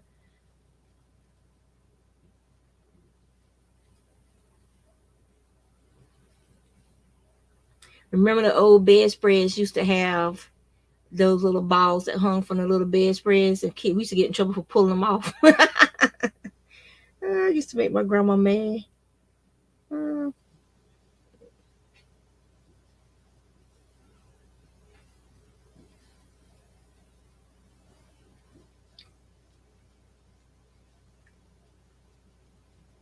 hey Joy, how are you doing today?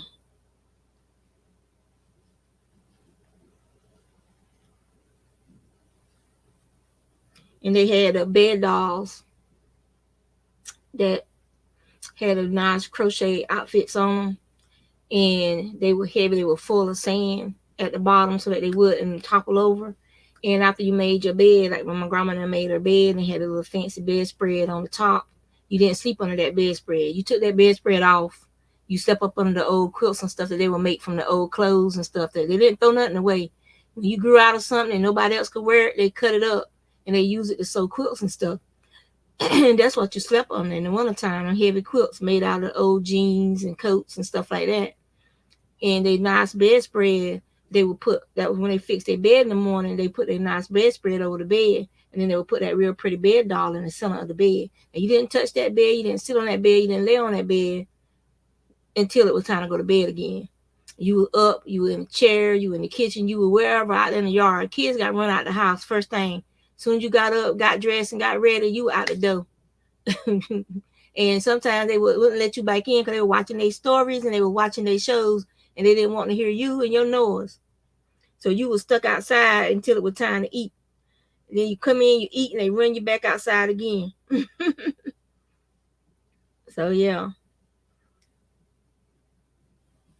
But yeah, the only time you laid in bed, even if you got sick, you weren't laying in that bed until it was time to go to bed. You have to lay on the couch or something. And they had these big rugs on the floor, and they give you a quilt or something. They have it make you a pallet down there to lay on. But you didn't go back to bed until it was time to go to bed. They didn't believe in that.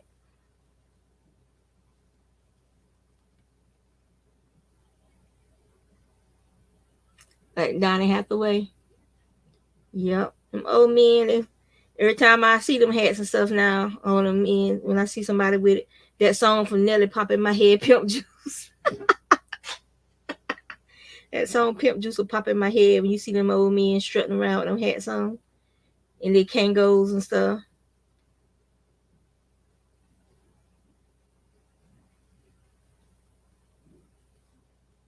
All right, so I'm working on a basic beanie with this yarn.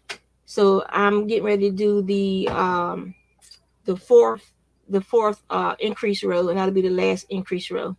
But you can see like if I just started with this one after the third increase row, it could be for a child or a small adult's head, because it's quite, this yarn is quite stretchy. um so but this yarn has wool in it too. It's the, at least it feels like it does, loops and threads. Yes, it's 100% wool. This is the kaleidoscope. So this will felt. So this will have to go. This hat will have to go to somebody in the family so that it can be properly washed and taken care of. So since it's stretchy, where is my tape measure? I don't know where my good tape measure is at. So I'll just have to use this one till I find it.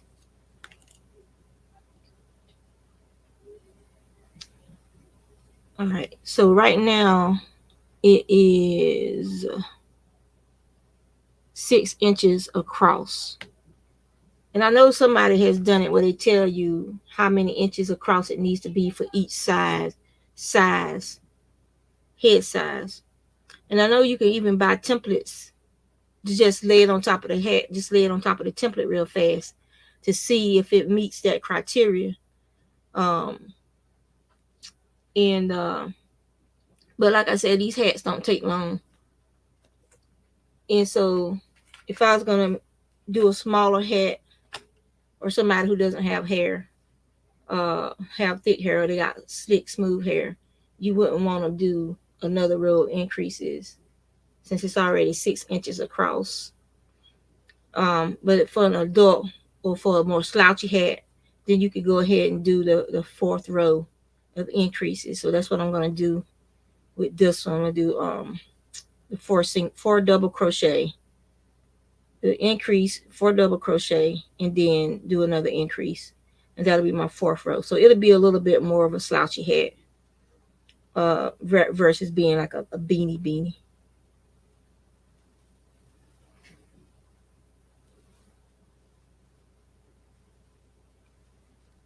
And if you wanted the hat to have, like, to be more airtight, then use a single crochet stitch. And if you're going to do a single crochet or half double crochet, then you're going to have to do more increased rows to get to this 6 inches across, because a double crochet is a tall stitch. So a double crochet is like almost a half an inch with this yarn anyway. Let me see.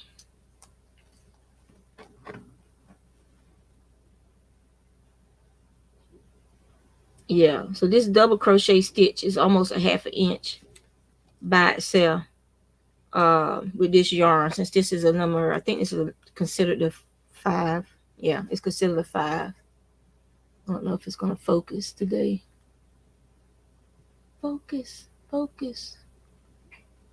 Not going to focus. Yeah, it's a 5. It's a number 5 yarn. So it's a bulky. 6 would be a super bulky. You remember that growing up, Kelly? Yeah. And my grandma has is still at her house. There's a huge pecan tree. Um, and was one of the other things that we had to do is we had to pick up them pecans in the fall and she would sell them pecans to people who, people making their own pies and stuff like that. Um, and so we would fill up a feed sack.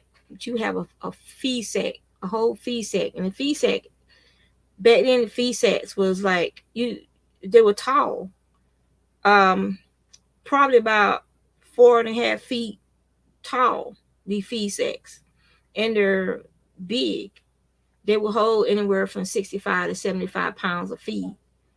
And so we would fill that sack up with pecans just from us out there playing, picking up pecans as we play. And we'd be eating pecans too. The tree is still there and it still puts out pecans. They let it grow up. Nobody lives there anymore. My uncle, he moved out the house.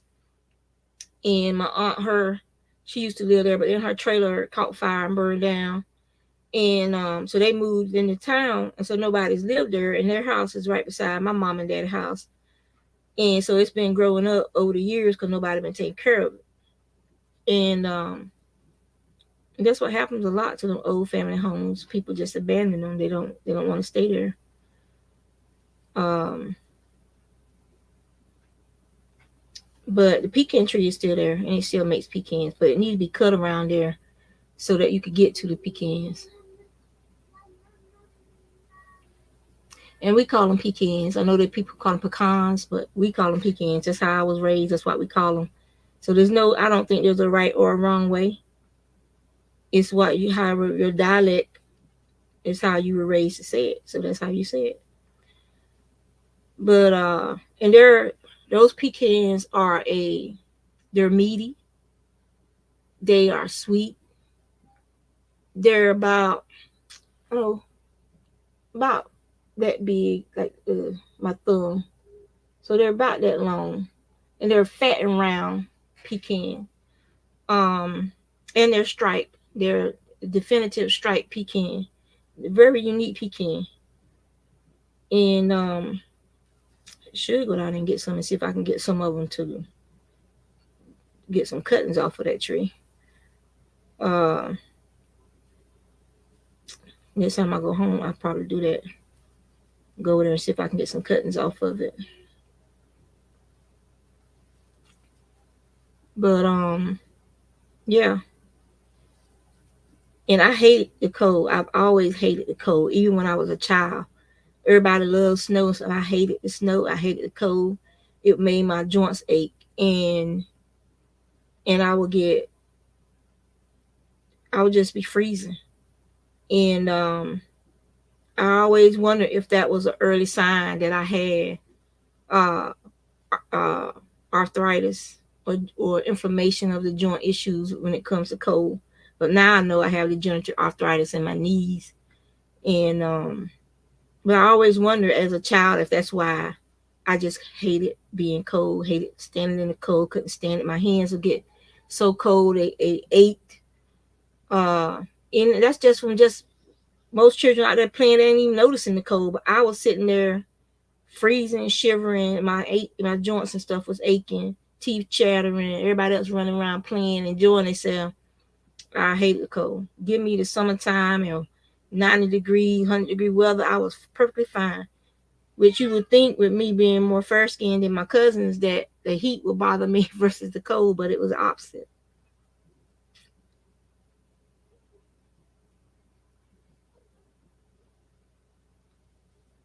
Yep, you can give me the heat anytime. You could keep you could keep your cold, but the thing about it is my skin burns um now, and I actually blister, and they said I had photosensitivity. They diagnosed that when I was in Texas. They don't stop me from going outside and gardening. I just have a hat and long sleeves on when I'm gardening. I'm gonna be out there for long periods of time in the sun.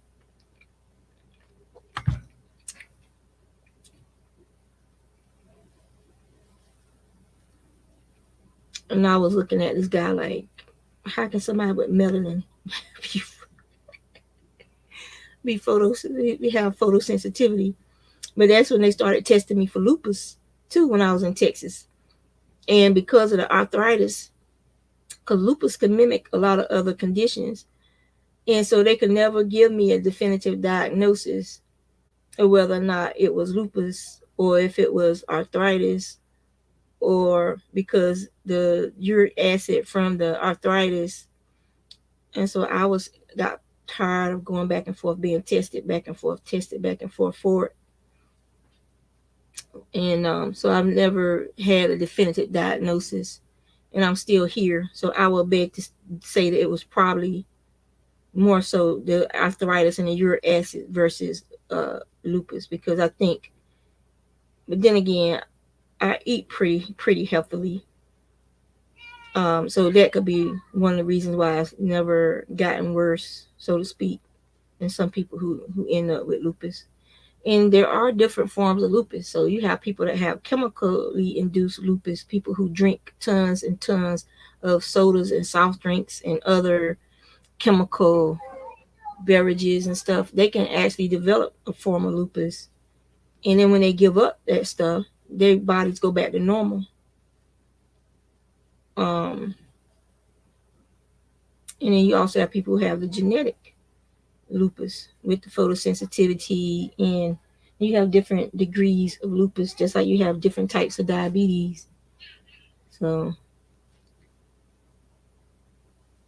good night, Sheila.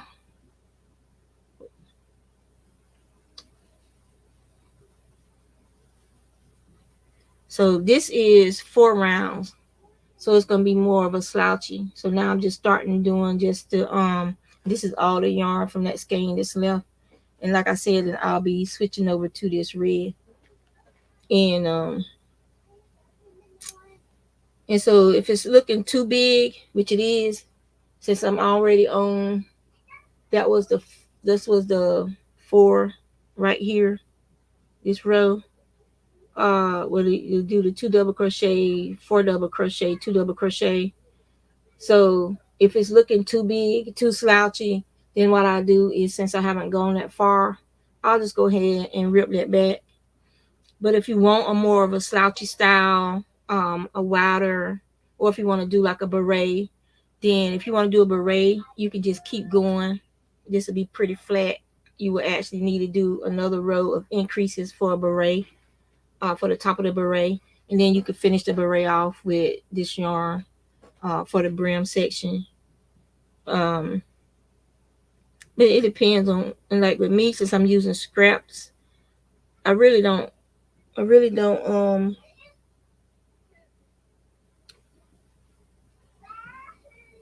It really doesn't matter, since it's scrap yarn. I'm trying to use up as much of these scraps as possible. I mean, this was a full skein of that yarn, but it was the only one I had left. Um, so what I'll do is I'll just go ahead and do this round, use up as much of that yarn as possible, and then um, pick up the burgundy yarn. This is a pretty color too. It's burgundy, and you can tell it's wool. It's already like felt like parts of it where it's been rubbing on itself, so it's already kind of like a little felty.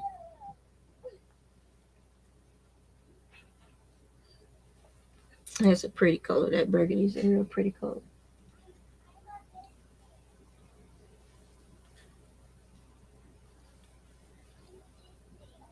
So anyone, my 7 people who watching, if you haven't shared out your link, type in purple, and Nightbot will drop your link. If you want to come up so you can talk, then feel free to come up and talk.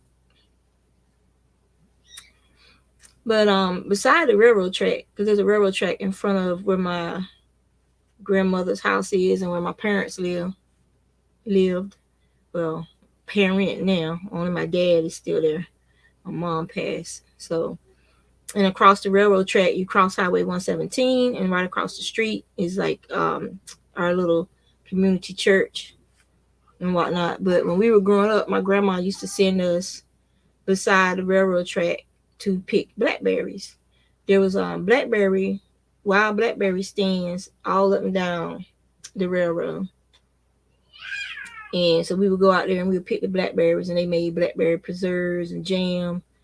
And that's what we would have during the summertime. We have they would make buttermilk biscuits for us, the snacks, and we would get some of that jam to put inside our biscuits or the jelly. Like we would go and scoping our grapes is the big grapes that grow around there wild in the woods. We would pick the grapes while we were out there running around playing, having fun in the woods.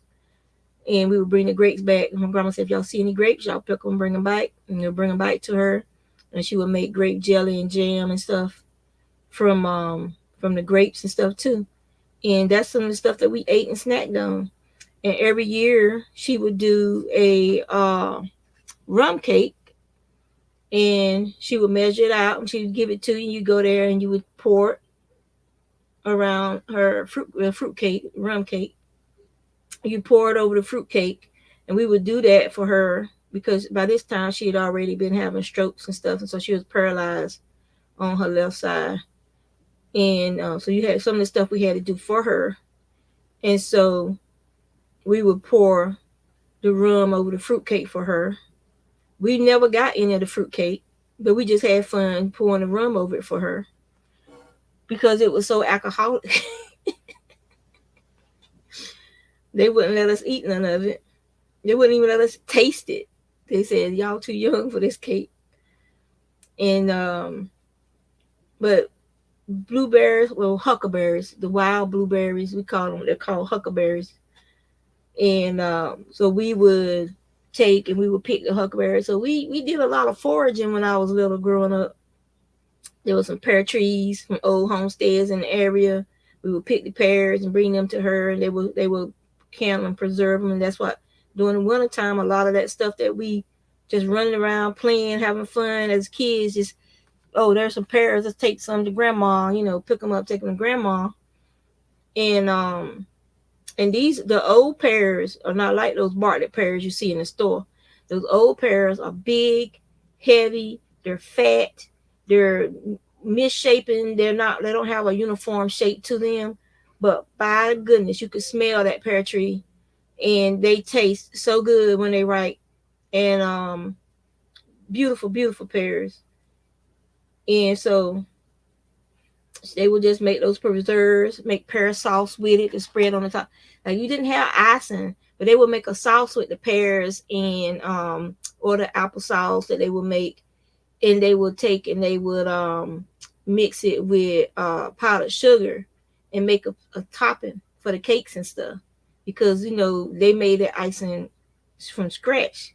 This before you had all those icings in the store and stuff. All the icings had to be made from scratch. And then they would have the lard, the Crisco, the white Crisco that they would use to make icing with, the powdered sugar and whatever sauce and stuff. So, and then we had the corn crib, and which was actually had like they had hams and stuff they were curing hanging up in the corn crib. And you also had the corn from the fields that we would gather that corn out that dry and put in the corn crib for feeding the hogs and the cows and stuff, chickens and stuff during the wintertime. So there was a lot of things that I grew up doing that as a child, it was fun and games. As you got older, you realized you were working. When you got older, you realize, oh my goodness. But when you little, you just having fun. You helping your uncles, you helping your aunts, you helping your grandmas, and it's all fun. And then, but when you got older, you realize they should be paying me to do this. But you didn't think about the fact that all that food and stuff they were cooking for you, making for you, taking care of you, teaching you all this stuff. And then there's stuff you wish I had paid more attention to what they were doing, that I could have learned more, because we were getting into that age between, I would say, like between sharecropping and industrialization in the country, where you were starting to learn other skills and techniques. You were working. They were building. Hey Steve, they were building fiber mills, and they were building the Butterball Turkey Factory, and all these other industries were starting to show up. Smithfield and Swift and all these other companies were starting to show up out in the country. And so people were going away from farming and getting jobs working in these plants and places. So that knowledge, there was only like a couple of generations where, a couple, maybe one generation after me, and I'm 53. No, I'm 52. I'll be 53 on my birthday. But there was only like one generation, I think, after me in our family anyway, that learned any of that stuff. And so it's all gone. All that knowledge is gone. The houses are gone. Uh, the farmsteads are gone. Everybody moved away, including me. But I do go home, but there's no one living in my grandma's house. It's basically ready to be torn down or whatever now. It hasn't been lived in or kept up. And but the land is still there. The memories are still there. Some of the buildings are still there. And the one thing that I regret not learning how to make was her sweet potato bread. It was a like a brownie. The consistency was like a brownie, but the bottom part of it, she had an old gas stove. I have electric stoves. I don't trust. I don't like dealing with gas. I never have, and I rather have electric. But the bottom of the bread caramelized, um, and so you had this crust on the bottom of the bread. It wasn't burnt. It was just the sugar caramelized down there. And then the top, you would take and put it in the bottom, like the bottom of the old stoves. I don't know if they do it now. I don't even use mine. But we would brown the top of the biscuits and stuff down on that bottom, that very bottom thing that everybody puts their extra pans and stuff in. We actually would turn the stove on low boil, and we would put our biscuits and stuff down there and actually brown the top of the biscuits from there. And so the top of the sweet potato bread had this nice uh, crust to it as well, and a real pretty brown color to it from the sugar from the sweet potatoes as it caramelized. But I regret not learning that recipe. It's like I can see I've come close to it. The last time I tried to make it, it was very close. It just I think I added too much flour. So I wrote down what I was doing. So the next time I try to make it, um, I think I'll add a half a cup less flour to it, and I think I'll be pretty close to. I remember her pouring. She used buttermilk. She didn't use regular milk. She used buttermilk, and it was homemade buttermilk. One of her friends, his wife, she had kept cows. She had this beautiful Jersey cows. She always had Jersey cows, and so she always had her own milk. And there were several older women in the community that bought milk from her, and they would make their own butter. We would have to sit there. My grandma had this big old glass mason jar. This thing was probably like that tall, like that thick around, and it had like this little churn thing on the top of it. And I don't I think it ended up being broken. Because that would be something that it was like a little small butter churn, and it was like tiny. It was like when you look at the old ones, the old wooden ones was 2 or 3 feet tall, and you had the plunger paddle thing in there for doing to get the butter to stick. But this was like a little small little plunger thing that you would plunge in and out to get the butter to form. And then after you did that like 100 or more times, she would sit it aside and you wait for it, and the butter would be rising up. And then in the morning, it would sit in the refrigerator. In the morning, you would go in there and then she would scrape out the butter. And then she would have you do it another time because she wanted all the butter out that she could get out of that. And then what was left we used for our cornflakes. Or she took some of it and she would put it aside so it was sour into the buttermilk. But I remember her putting the butter in. It's like I could see her. She used her good hand because her other hand was paralyzed from her strokes, and I could just see her mixing it up with her hand and adding in the flour. And she had the flour. It was one of those old timey sifters. She would fill it up. I don't know if it was a 2 cup sifter or a 3 cup sifter or a 4 cup sifter. I know that she would fill the sifter up, and then she would just sift the flour in and keep mixing, sift the flour in and keep mixing. And that's how she made that sweet potato bread. I know she added the flour. I know she added some sugar, brown sugar.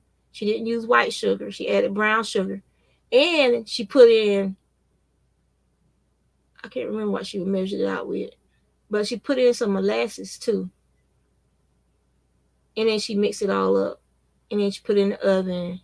And then when it got, after it started browning on the top some, that's when they would put it down in the lower border section for it to get that nice crust on the top. But I still haven't mastered her sweet potato bread. And let me tell you, that's one of the foods from my childhood that I miss the most was is her sweet potato bread. Everybody looked forward to Christmas time and Thanksgiving to get that sweet potato bread. And she would make it too, make it by pans of it and sell it to other people in the family and people that knew her and stuff. She would sell that sweet potato bread. Just like she was selling pecans. So that's some of my childhood memories growing up in the country. And every fall we would, the chickens that had been grown and all the roosters except for one would be processed for the families. And I remember doing all that and processing everybody who had a hog. We all got together and went from house to house, and they would kill that hog and they would butcher that hog, and then they would prepare the lard, the crackling, the everything was prepared off of that hog, and the hams would be treated in brown sugar, salt, and then wrapped up in this wax cloth, and then hung up in the corn cribs to cure. And they had like an old wood stove in the corn crib that they would put apple wood, and when they prune back the apple trees, or pear wood from the pear trees when they got pruned back, they would save that wood, and then they would burn that wood in the corn crib to smoke those hams and tobacco, and not tobacco, the hams and the bacon and stuff was smoked and cured in them corn cribs like that. And the men folk would meet out in there because there was some of them that made shine, and they would have their meetings in the corn crib to drink their moonshine. Uh, so that was kind of funny too, seeing everybody, all going over there to the corn crib. You knew what they were doing, and the children were told to stay away from the corn crib, stay away from the men. There were certain men in the community you was told to stay away from. Period. Don't let so and so catch you by yourself. You stay with your cousins. Don't go nowhere with so and so. You don't understand those warnings as a child, but you do. You understand those warnings when you become an adult. That they were trying to keep you away from the family pedo people, probably. And that's a sad thing, but that's the reality of growing up back then. People didn't talk about stuff like that in the words that we talk about stuff like that now. But they try to protect you as best they could by making sure that you weren't left alone. Make sure all the kids stay together, play together, and don't nobody go off by yourself with so and so. That's just the way it was. And if so and so came around y'all, you was to go to your grandma, let your grandma know so and so is over here trying to get us to play with him, or he's over here watching us, stuff like that. And then your grandma will probably come out and run him away from them. Like, you don't go about your business, going home, stay away from my grandchildren. And nowadays, you can report that person for stalking, for child stalking, for all kinds of stuff. But a lot of times back then, people, they especially the African American community, they basically had to police themselves, um, and take care of stuff themselves. It won't unheard of to find out that somebody had stabbed or shot and killed somebody in their family, and then you would hear the adults whispering about stuff, and you didn't understand what was going on. You didn't know, but usually it's because that person had put their hands on somebody's child, and it was basically the family took care of it, and won't nothing done about it. They weren't arrested once they found out why what had happened and why. you rarely heard about the person who did the shooting or the killing going to jail unless it was a murder. You know what I'm saying? Like they just killed a person for no reason. A lot of times, some of those people, it was allowed to be street justice. Now you can't do that. You can't do that and get away with it now.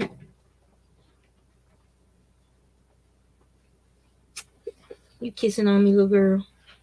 Hmm. Look, look. Kelly is here. She won't come on. Tell Miss Kelly come talk to you. Hallie, honey, talk to me. Sweet potato biscuits. Yep. I'm telling you, if I'm close, I'm very close to getting that recipe worked out, and that'd be like getting a part of my childhood back. And my cousins that my grandma raised, they don't even make the sweet potato bread. They don't know how to make the sweet potato bread. Cause grandma would tell everybody, tell you exactly how much and what to put in it. And it's like I said, I can see her making that bread in my head, but I don't have the precise facts of how many sweet potatoes did she put into it. How much did it, how much the weight of the sweet potatoes. I just remember going and getting her. She'll just tell you, go get me 2 or 3 sweet potatoes, and you were a child at the time, and she'll tell you about how, like she'll do like this, like about that big around. And but I know one thing: the sweet potatoes that we grew around there was those they call them Centennial, I think. They were like a South Carolina sweet potato. They weren't the big giant yams. These was a slender sweet potato that might be. It might be the biggest one might be that thick around, but she wanted you to get the ones that were like kind of like that because she said those were sweeter. Those smaller ones were sweeter.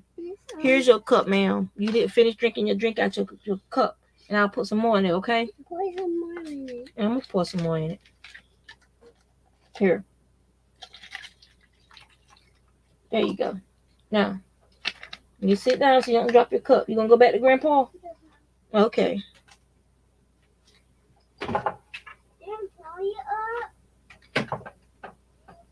All right. So I'm at the end of this game, and because I'm using. What happened? It's not my drink. Did you spill it? No. Mama took my drink. Tell him to give you your drink back. You were probably holding it so you wouldn't spill it. You getting on the bed? Go get on the bed. He was just taking your cup so you wouldn't spill it. He's gonna give it back to you. Oh God. Hold on, guys. I'll be right back. See, if Kelly had come on, she could be doing this while I'm helping with this meltdown.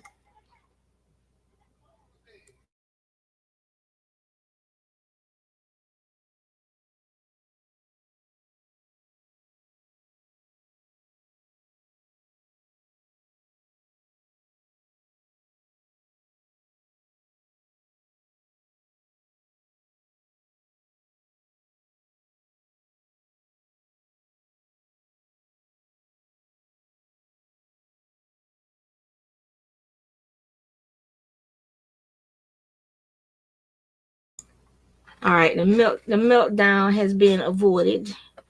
The child has her cup back that Grandpa took from her. All right, so let me see. So this is a worsted weight yarn. And so I'm going to have to pull this back and then add this in. Because like you can see, it is decidedly different sizes. So you don't want your hat to be too wonky. So I'm going to pull this back.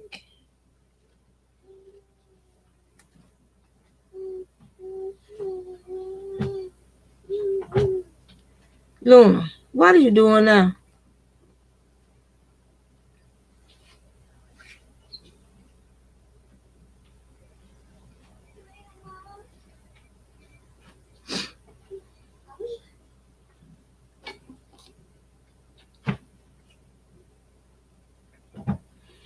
Uh, this This blanket on my chair is older than me and you. Um, this blanket I salvaged it from a fire pile that my family they were cleaning out. My great aunt Ella, who was probably my great great aunt, she was my daddy's great aunt. But they were cleaning out her house, and there were a bunch of blankets and quilts and stuff that they had when they cleaned out that house, and they just threw it and was burning. And I saw it, and I snatched it before it could get burned. But I this is cotton. Parts of it is cotton and acrylic. Uh, and these little ends is they brushed it, and then they probably use a it looked like they're felted, like felted, but you can feel it and tell that it's they probably use a lighter or something to melt it a little bit. But they just put all the little ends from leftover bits and pieces of the yarn in there. Because if it was a wool, then all older this blanket is, and many times it's been washed, it would have felt it. The threads would have felt it, and it didn't. But I fixed it. It's very old, and I will say I've never seen yarn like this before, um, ever. So I don't know how old this yarn is in this blanket, but I've never seen yarn like this before. Even growing up and going to the store and stuff, I know it's a thread yarn, but it's not like the modern thread yarn. It's thicker than the modern thread yarn, and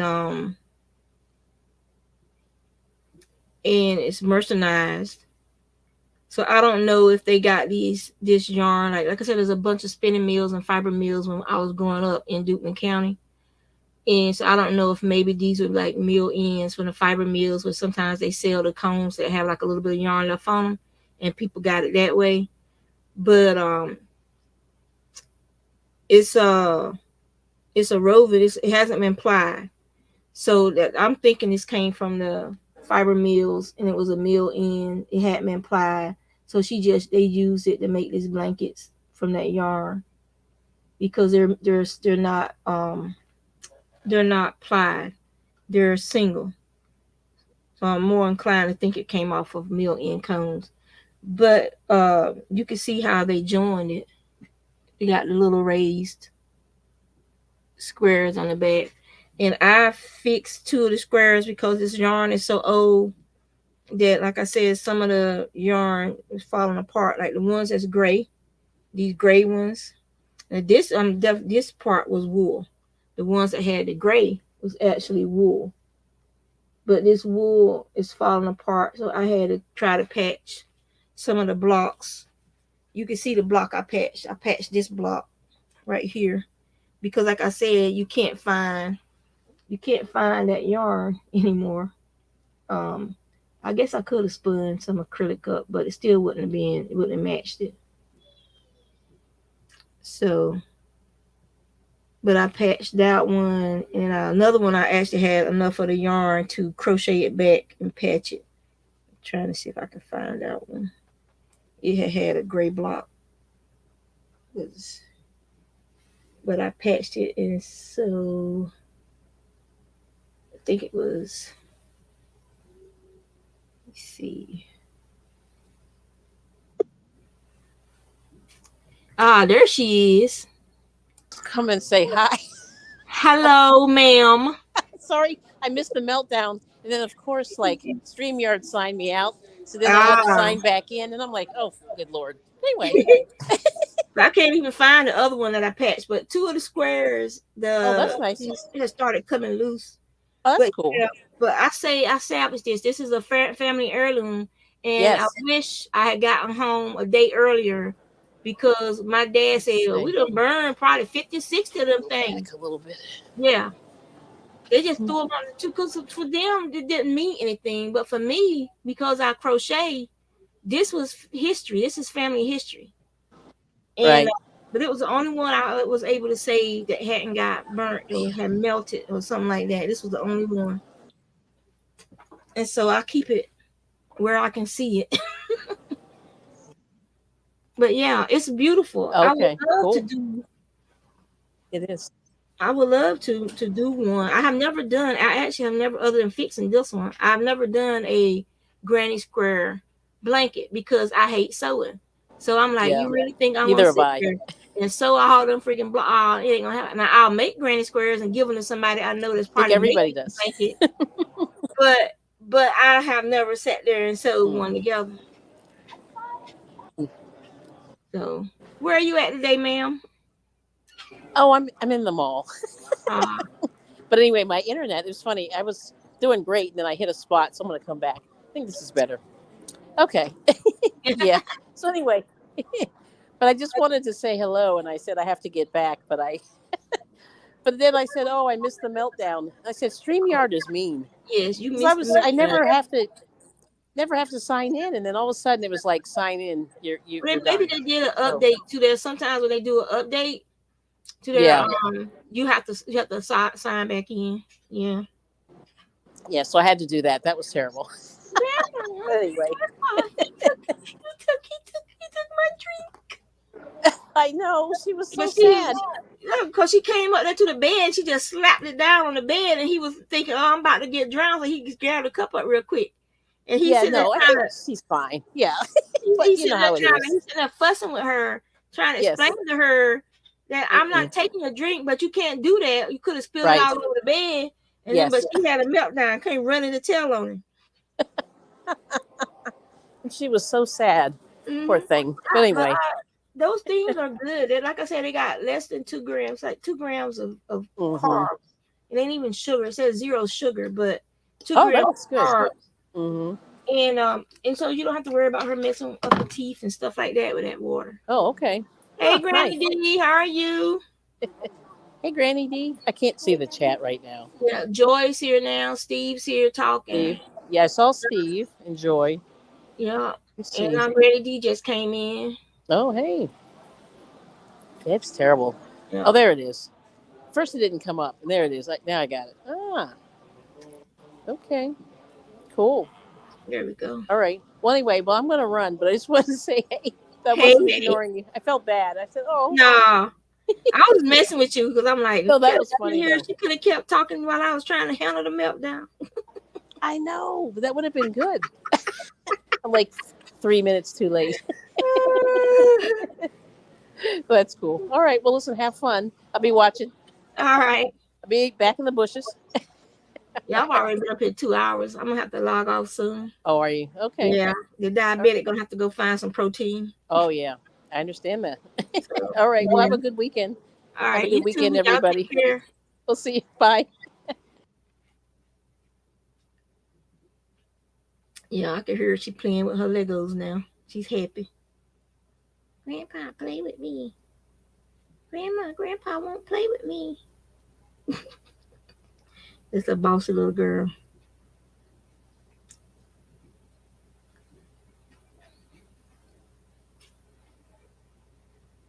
What you doing today, Granny D? What y'all weather supposed to be like today? It's cloudy here. Y'all gonna get some sun or y'all got more rain coming?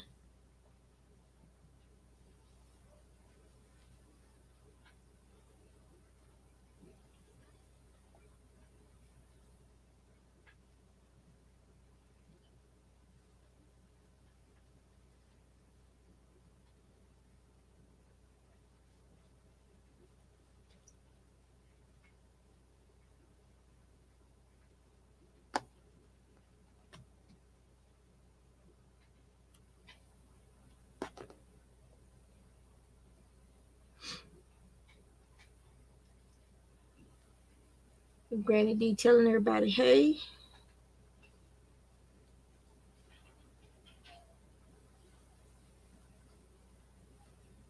All right. So I'm just trapping my tail as I go around.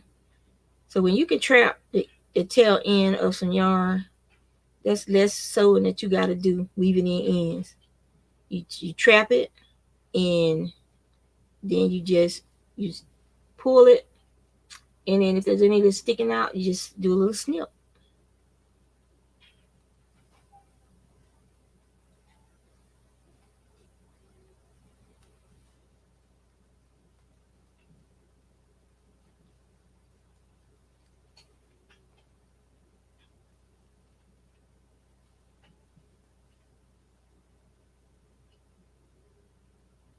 or if it's long like this piece was, you can snip it up to get a good amount of it trapped. It would take a pretty industrious child to pull that out.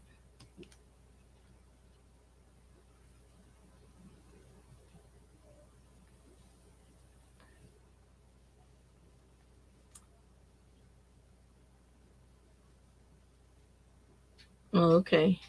Cause after that storm had rolled through North Carolina the other day, that when the edge got to us, that thunder was so loud. I thought there was some kind of explosion or wreck. It was so loud.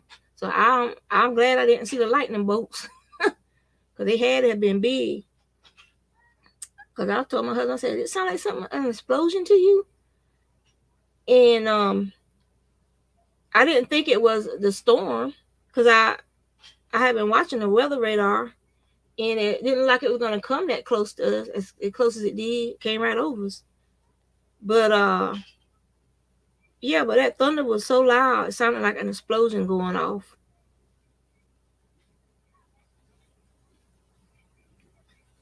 And like you could feel like the vibration of it, the thunder. And then when it finally rolled through here, the wind was blowing so hard and heavy. I was like, mm. And then he saw that we were up on a tornado watch. Like, and it kept like as it moved up, the watch moved with it.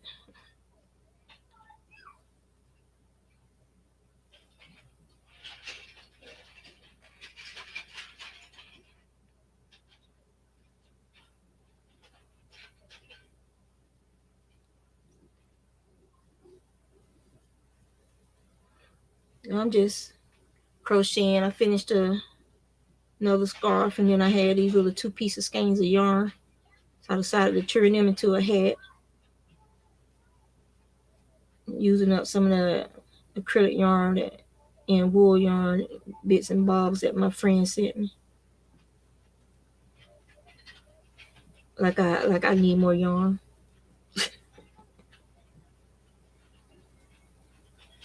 but anything's appreciated. And since this is wool, it can't go into the donation bin, but it'd be something that one of my girls could just throw on, or I can give to a friend that's wool worthy.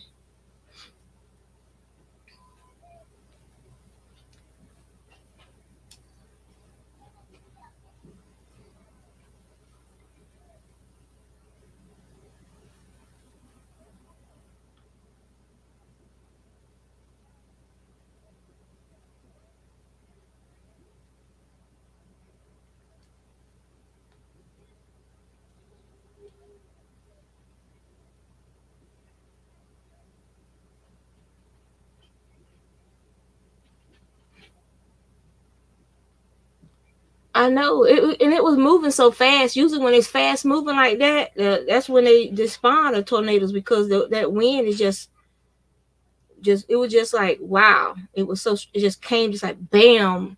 You heard that thunder, and then like it was like 5 minutes later, you heard it again. It was right over the top of you, and that wind, the trees was bending and swaying.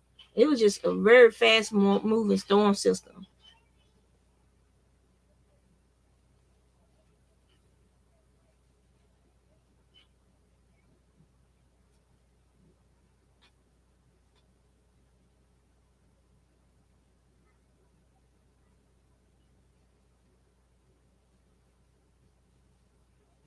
I have a shipyard as a ship. Well, we're surrounded by shipyards, but Colonial Shipyard owns most of these dry docks that's around our neighborhood.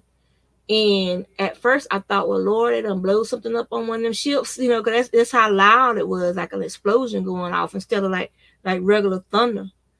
And I thought something had exploded.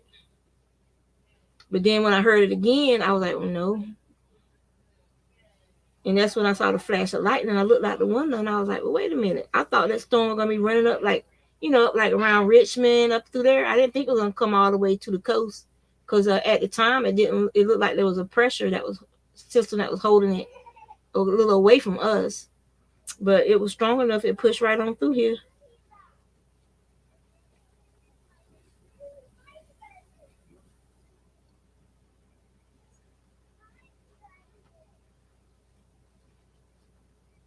Yeah, they've been coming to the neighborhood for the last couple of days. My husband said they're doing work up on Berkeley on some of the pipes and stuff. And but whatever they're doing, they've been probably backing up people's drains because they've been coming over here in our neighborhood with this with the honey wagon. That's what we call it at home, the honey wagon, and clearing out some of the drains and stuff around here. And so today they got that machine that's constantly pumping. They got it out there in in the middle of the intersection at the drain there, um, and pumping water through here. So they must have messed up one of the mains, or they're replacing one of the water mains,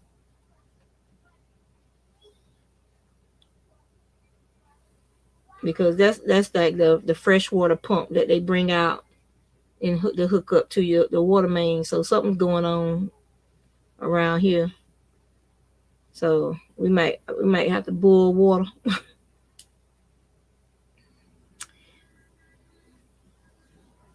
So yeah, so this is a J hook I'm using. So I'm probably gonna switch to a H to do the ribbon, and when I go finish this round, like I said, it's not gonna be like a real long hat, but it's stretchy. And I got dreads and I got hair bands in, so if I didn't have my dreads and stuff, it would probably be, yeah. So it's gonna be a nice stretchy little hat.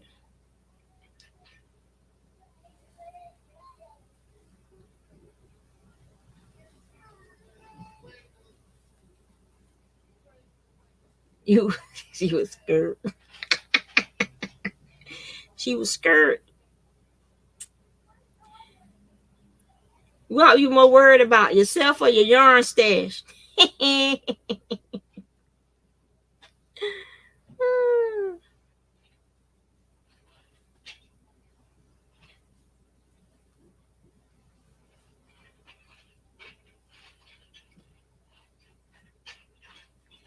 She was probably saying, "Oh, my precious, my precious."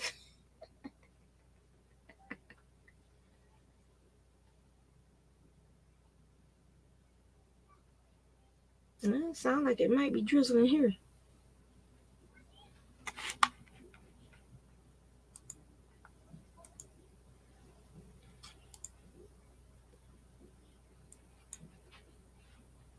Let me see. The temperature dropped. It's 37 now. It's 36 now. It was 37.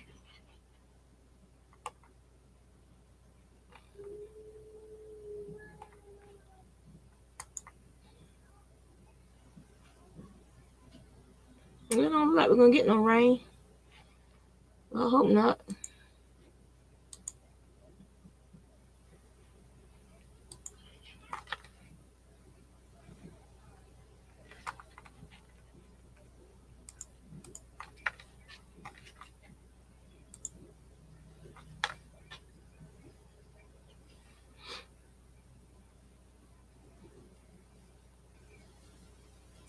Oh, I know, because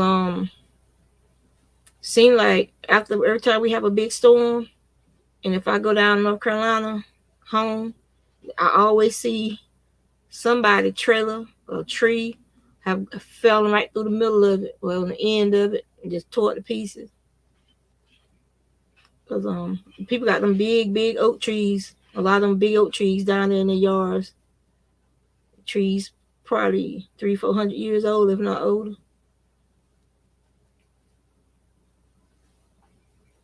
Or them real tall pine trees, 100-year-old pine tree in the yard. And you imagine how many storms and hurricanes them trees done been through.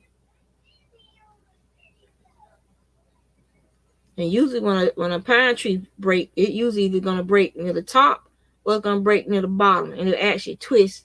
Cause that tap root is so deep, it ain't got nowhere to go. So it usually breaks at the near the bottom when it falls. Whereas you got the oak trees have a lot of surface roots holding them up, But when they start, if they get enough wind that it'll rock it, them roots come up, and that tree gonna come over. That's why you see that great big old shell around the tree, from all them surface roots and stuff.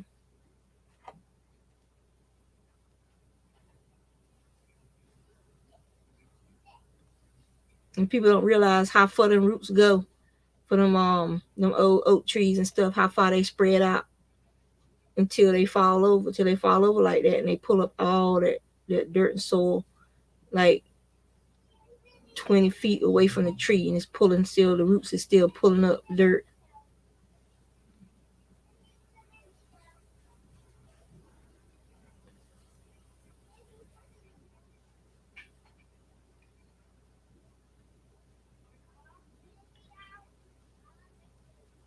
What you making today, Granny D? You finally making stuff for you?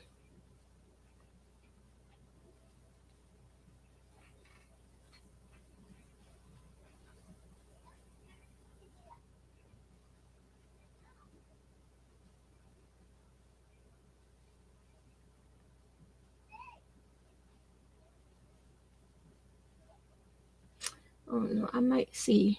I know this is that Plymouth Encore, but I saw some of this in brown, so I'm have to make this hat longer. And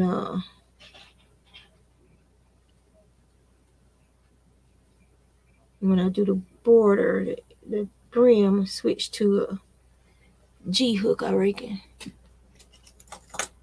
to do this brim.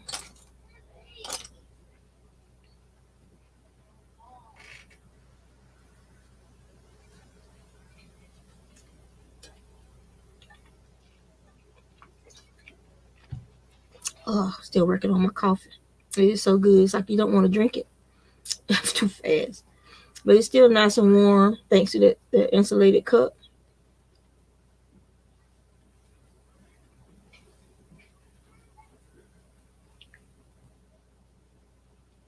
Mm-hmm.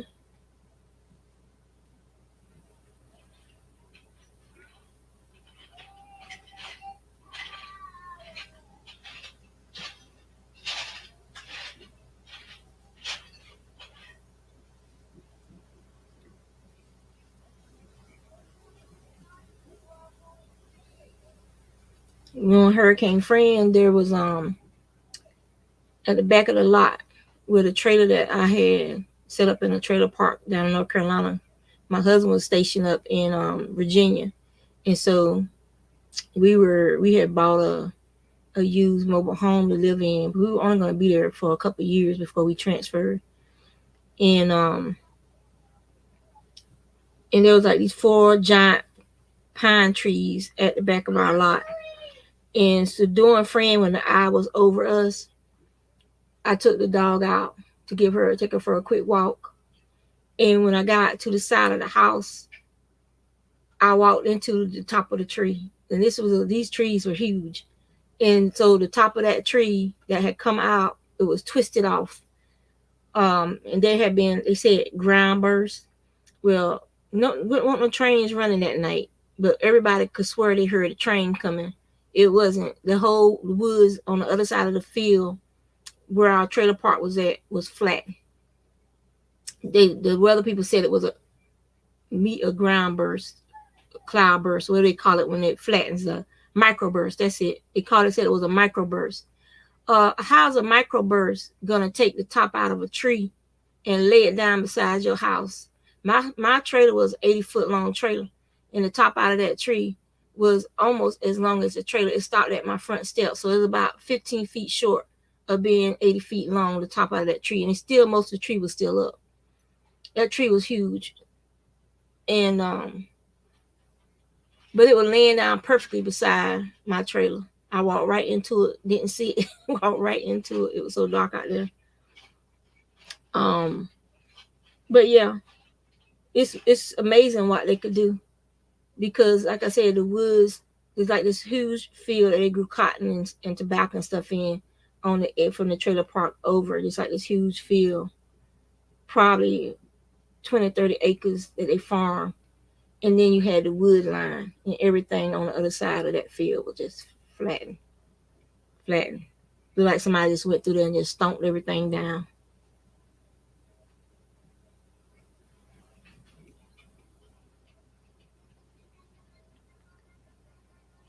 You don't know who it is for?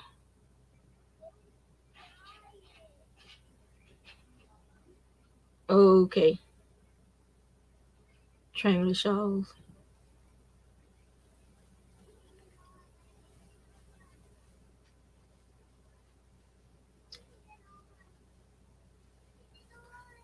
But that's why up here in Virginia, where I'm from, you got a lot of transplants because of all the military up here. And so when they be talking about the hurricanes are coming, blah blah blah blah blah. Since I'm from North Carolina, I'm used to hurricanes and stuff. And so when I look at them and I see the trajectory and all this other stuff, I'm like, man, it ain't gonna do nothing. They be talking about, oh, you need to evacuate. The storm surge is expected to be blah blah blah. And I'm like, that last bad storm that came through here, the Dismal Swamp was on fire, and it was gonna go straight over the Dismal Swamp. I mean, they had, I forgot how many hundreds of thousands of acres was burning, but that's a lot of heat. Like every morning when you get up to go to work, the roads will be covered with the smoke from the fire where over the night it blew in or it mixed with the fog and stuff. And so every morning you went to work for weeks, and that's, you've been dealing with that smoke smell all day long, every day for weeks when that swamp was on fire. And the storm was going directly over the swamp. And so I was like, that is a lot of dry heat that storm got to go over. I said, it's going to burn that storm up. Sure enough, this category 3 storm, once it got over that swamp, it went down to a category 1 and then to a tropical storm.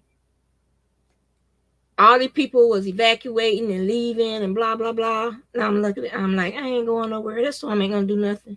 So we'll be lucky if it's raining by the time it get to us. And it was pretty much just wind. By the time it got to us, it was pretty much just wind. There wasn't hardly no rain coming out of that storm because that swamp was, it put most of the fires out in that swamp. There were only a few areas left burning in the swamp after that storm passed over us because that heat from that swamp, from them fires burning, was so high, and nobody took that into account.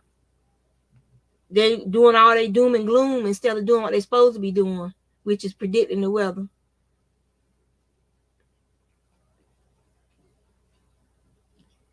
And you got all these people running around buying generators, spending all this money, getting in debt, doing all this weird stuff, buying all this stuff.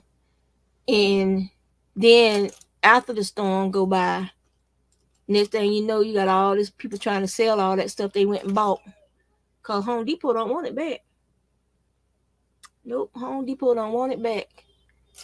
I mean, if you don't have a generator and you're gonna use it for other things, that's one thing. But if you just buying it because the weatherman said this and the weatherman said that,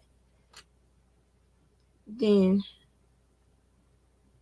what they used to say, Granny, a fool and his money is soon parted. Why would you go out and buy a $500 generator to use it for a day or two, and then just like you haven't used it since? Okay, so we got 3 rows. So now I'm gonna start my brim, and I'll probably do. Let me see. No, I don't think I need to do no decreases. I can't like you looking in the mirror. Trying to do it in the camera kind of backwards, but I start the brim. I might do 2 decreases. Two, no, maybe 4 decreases. So yeah, doing 4 decreases. Do a front and back. Now, if you want to make like a real pretty, real border ribbing on your hat, instead of doing the double crochet front and back, do a half double crochet front and back for your ribbon. It'll make it a little tighter because the stitches are shorter, but it looks really nice. As for your brim. So yeah, do a half double crochet front and back post brim.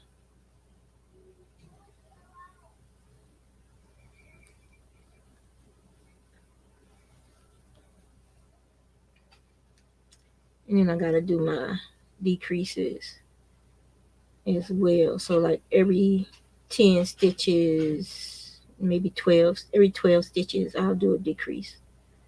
So that's 1, 2, 3, 4, 5, 6, 7, 8, 9.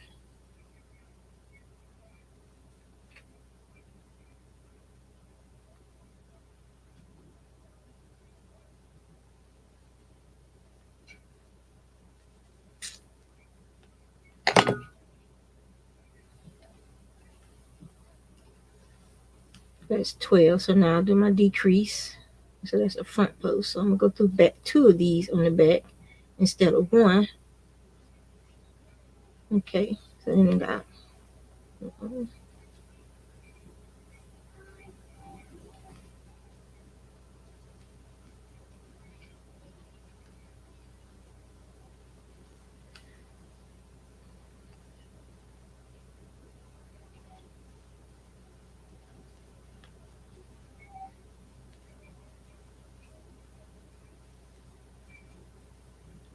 what are you working on today, Joy?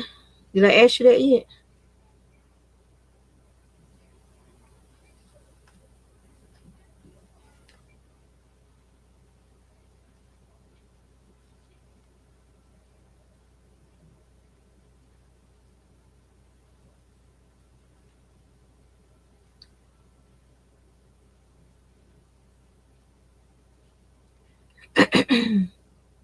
I got the link up.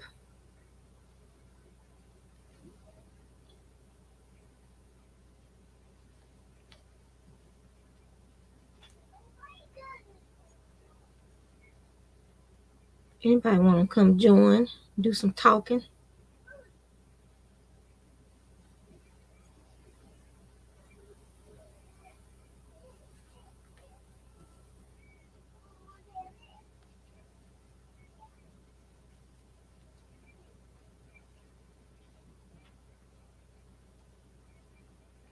I'm making liver and onions tonight with rice.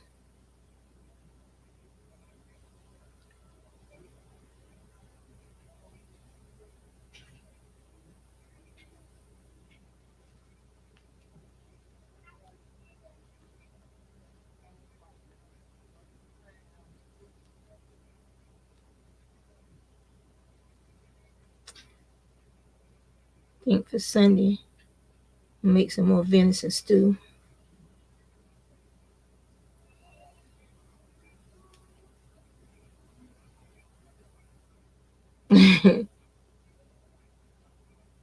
Ah,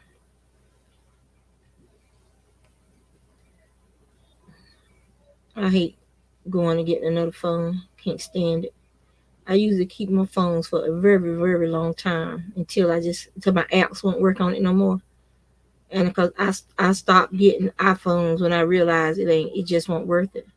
So I got an Android, and I had my Android phone probably for about 10 years before I had to go and renew it. And that's something because it was starting to fall apart. I'd already replaced the glass on the front of it a couple of times, and the speaker was had died on it, so I had to use headphones for on it all the time. So yeah, I understand. And I'm not a person who uses my phone that often, as far as using it to call people. That my kids ask me all the time, "Why do you even have a phone? You don't you don't use it to call nobody." I said, "Well, if people want to talk to me, they can call me, or they can send me an email or something."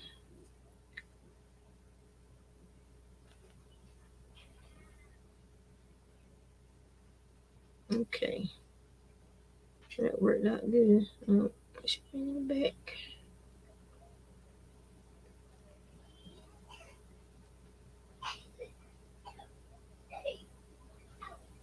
Okay,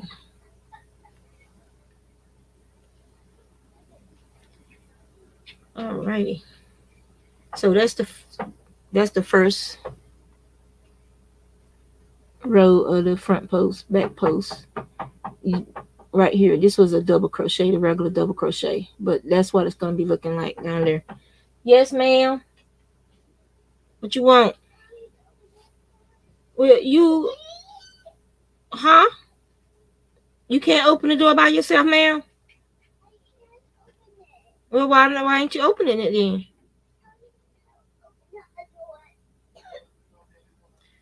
No, she doing her little fake cough. She gonna come in here and try and say she needs some medicine. I know my grandchild. I'm not gonna give you medicine, ma'am. I'll give you some Robitussin for your cough. I bet you won't want none then.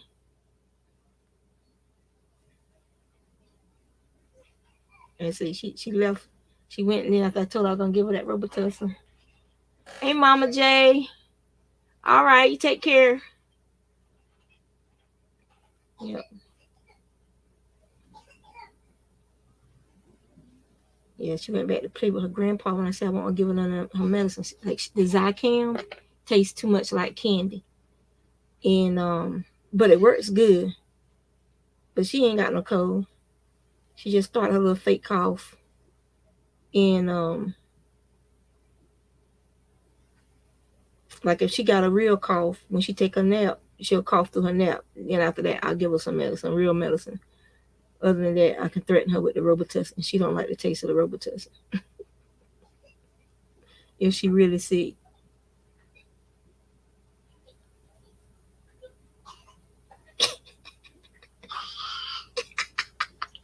I don't know if y'all can hear her. She's like hamming it up, boy. But yeah, she was coming home from daycare every just every week, sniffling, snotting, just gross, coughing, hacking, and voice hoarse, lips chapped up. And I think she finally her immune system is finally catching up because when you a home baby and you're not used to being around other people's children, you get sick fast. They pick up all them childhood illnesses in like the first week: pink eye, thrush, all kinds of stuff, ear infection.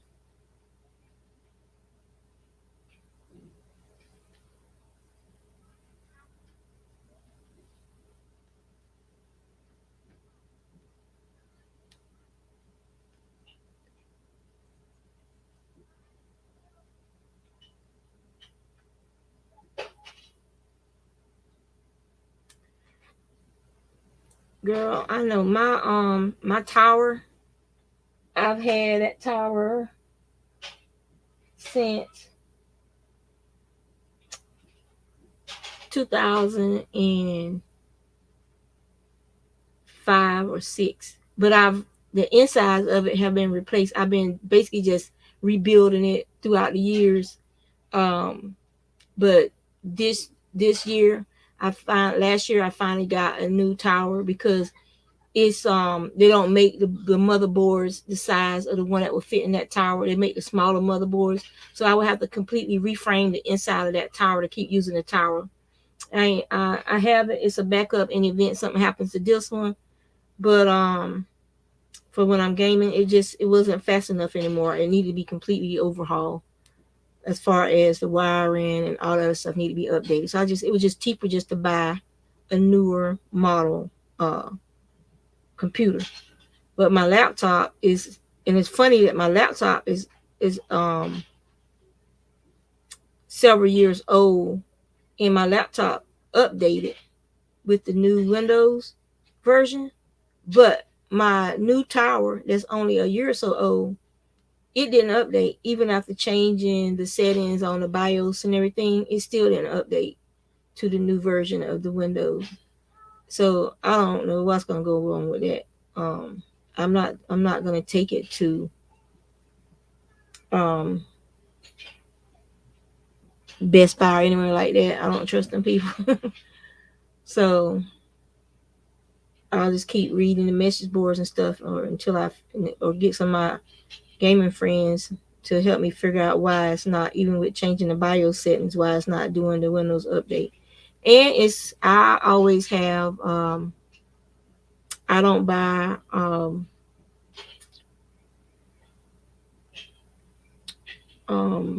Intel. I always use the what's it called? Starts with an A. My brain is gone right now. I'm in knitting mode, so I'm not thinking of technical stuff. Hold on. Mm,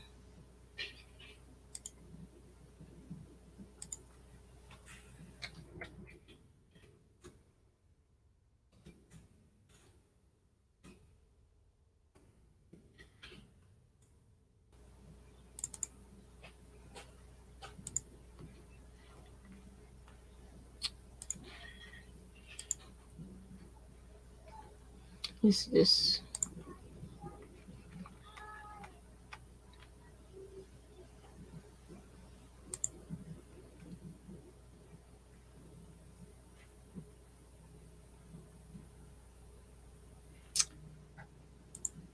Right click this, and then I can tell you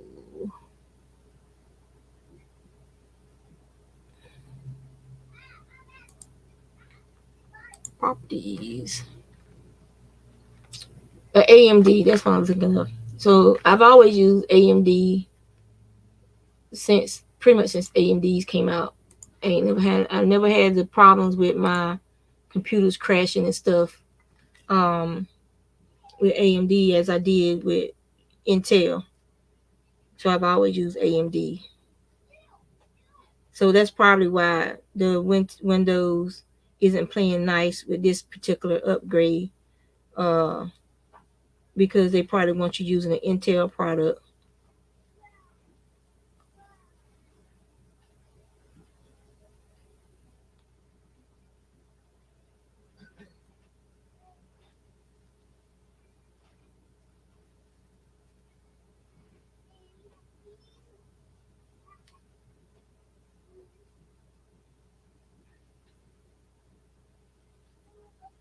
So I'm gonna have to research and go into the forums and stuff and do some research for the Windows update, the new version with AMD in this particular BIOS to see, because I checked for see if there's any BIOS updates or anything like that that I needed to download and install. And the BIOS it should work with the Windows update, but it's not.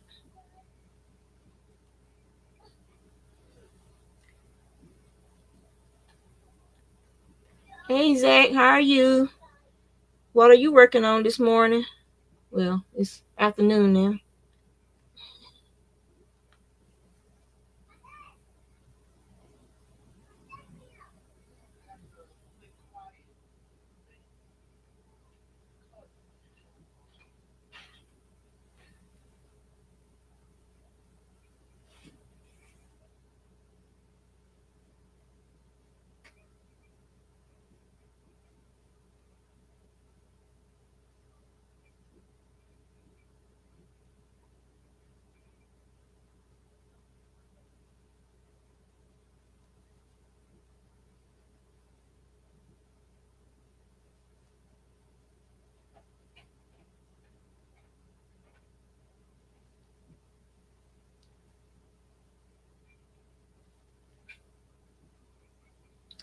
So I'll probably save up to get a newer laptop. My Dell is pretty old.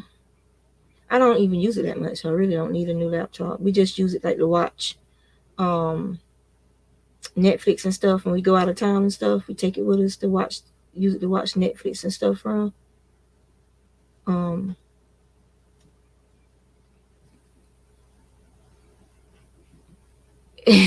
he just got his lazy butt up.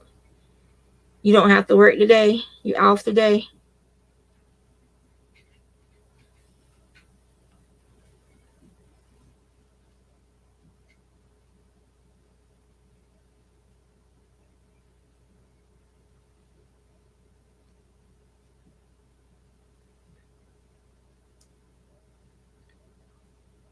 All right. So now you can see the ribbon better right here, like the half double crochet ribbon, like on the inside.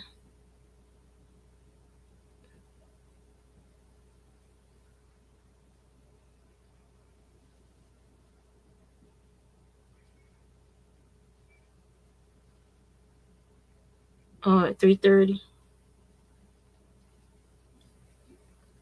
Sometimes I think I should get like me up, see if I can get a part-time job at like Michael's or Hobby Lobby.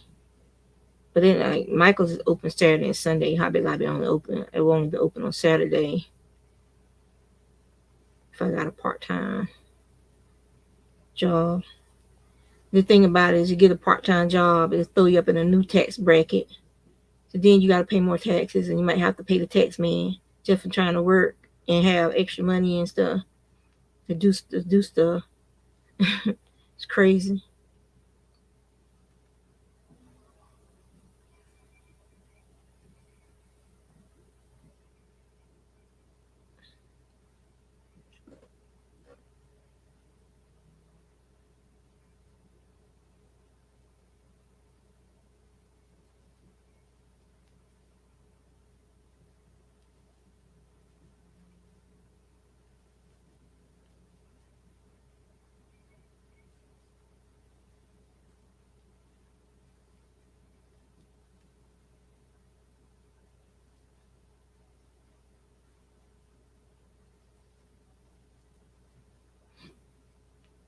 I think this is probably gonna just get me around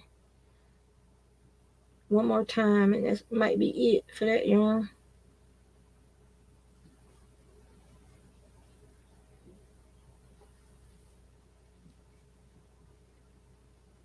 think I'll get some Miss Margaret's greens and butter beans to go with the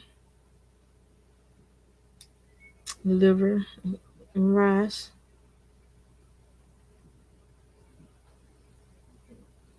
Get some ham and season it with.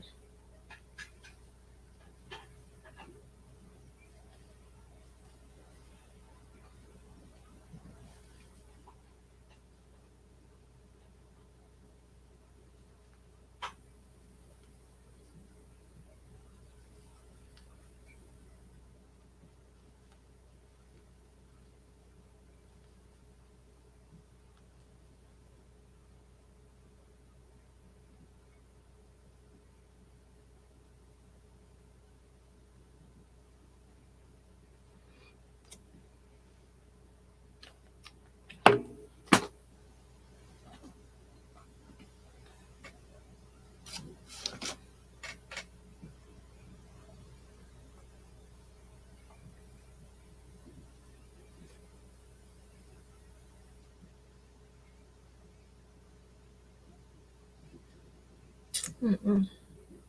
I might mail some of this stuff back to Barb for her or to use.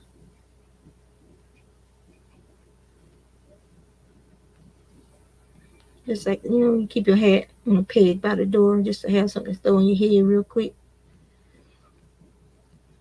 She might like that.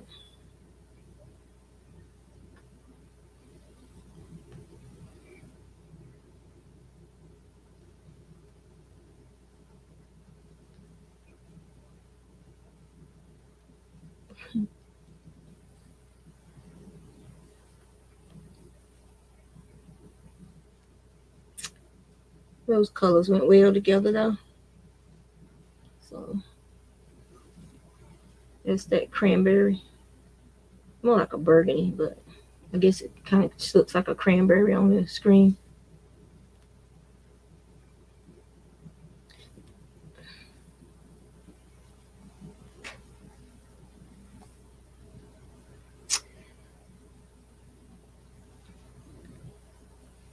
So I'm almost finished with my two projects I was going to work on today. And then I'm going to go find me something to eat. And then I'm going to game. This is like the last weekend for the XP bonus on World of Warcraft. So I got to finish leveling up one of my toons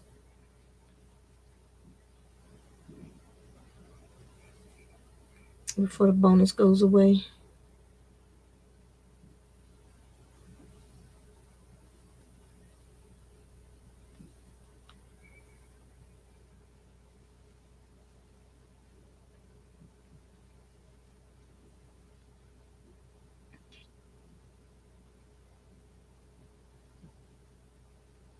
And it might be enough to get back around one more time. I'm gonna try it. If not, I just pull it out. Be done with it.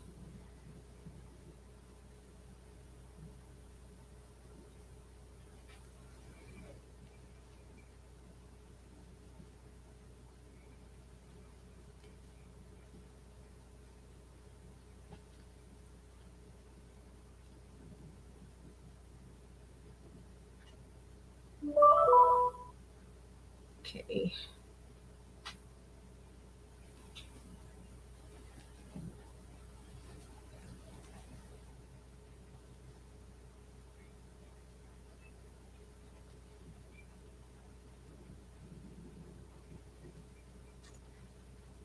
All right, guys. I'm gonna let y'all go. I'll finish this off camera, and I'll check with y'all later throughout the day. So hopefully other people will be streaming, so I can keep like watching people as I game. So y'all take care. Thank y'all for stopping by, and hope to see you soon.